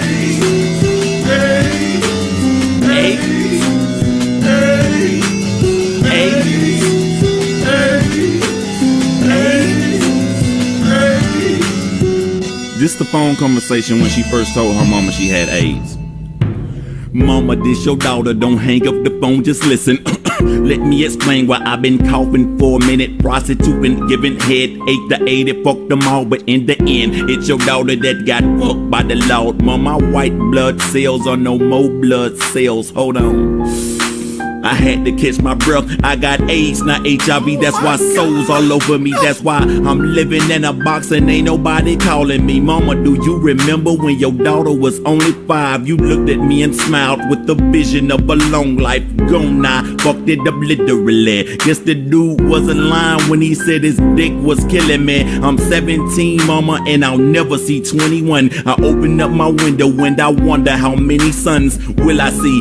Will I die when I hang the phone up. Every day I throw up and I'll never be a grown-up. Mine hurt so bad, it hurt so bad. Supposed to went to Atlanta, been a Clark College grad. I was always motivated, young and cutting grass, but the grown folk music had your daughter cutting class. Mama slapped me, make me wake up, and I know we on the phone, but give your daughter some hope, cause I'm about to nut up. Help me, cause I'm eating old ass relish out of old ass salad that a old man give me. Provide me with some words that'll make your daughter get up, or tell your daughter she punk and pull out asking Kutchka. Hold up, your daughter got a better idea. Mama, close your eyes, let's pray to God together right here. I'm sorry, my baby, God, please don't take my baby. Sorry, Mom. Please don't take my baby, God. I'm so sorry.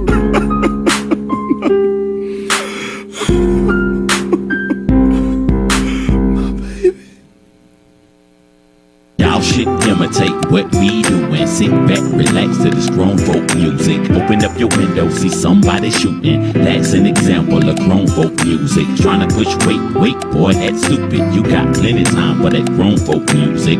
Hard-headed, go ahead, try to do this. Man up to that fucking grown folk music. I want all my teenagers from the age of 13 to the age of 18 to listen to this right here. I know you feel like you grown, but you ain't grown. Even at 18, you considered a young man. You legally grown, but you ain't. And I know y'all want to go out there and hurry up and do what we do. But we do what we do because we already made our mistake. And it's time that we change the pattern. Cause I just think that y'all shouldn't imitate what we do and sit back, relax to this grown folk music. Open up your window, see somebody shooting. That's an example of grown folk music. Trying to push weight, boy, that's stupid. You got plenty time for that grown folk music. Hard-headed, go ahead, try to do this. Man up to this fucking grown folk music. Can I stop and take a pause just to pray to God or pray to Allah? Long as I pray to someone above and don't get the 4-4 out the sock drawer. When you get grown, you gon' see that it's hard. Nothing but felonies, no misdemeanors. No more chasing pretty women in the speed car. What you gonna do when you do a bid for a yard? That dude that you kicking is somebody's son. The brick you just sold to is somebody's mom. The white man is looking at you like you dumb. He give it some time, he'll see that you gone. You give it some time, you'll see that I'm right. Why you think mama told you to beat the street lights? Trust me when I say I'm telling the truth. I freestyled every verse just to show you the truth. Because y'all shouldn't imitate what we do and sit back, relax to this grown folk music. Open up your window, see somebody shooting. That's an example of grown folk music. Trying to push weight, boy, that's stupid. You got plenty time for that grown folk music.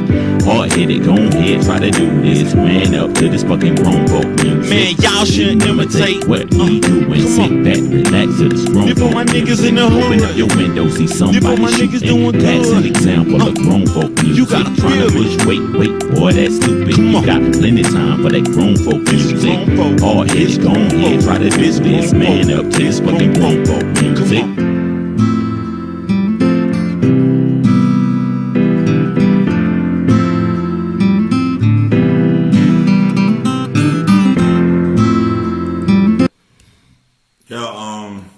Yeah, so when I got that beat from 5 Star Entertainment in Atlanta, Georgia, shit, I put it on YouTube 11 years ago, but I made this song about 15 years ago. I made it a really long time ago, but I didn't believe people saying that Jay-Z could make a song without writing it down. I thought the nigga was lying, so I'm like, all right, let me try it. So that's when I tried it. I knew a nigga Monday, nigga died Tuesday. So I tried it, put the shit out there, and people thought it was crazy. It was great. And the whole concept of the AIDS shit came from Nas double album when Nas did the story of Sekou.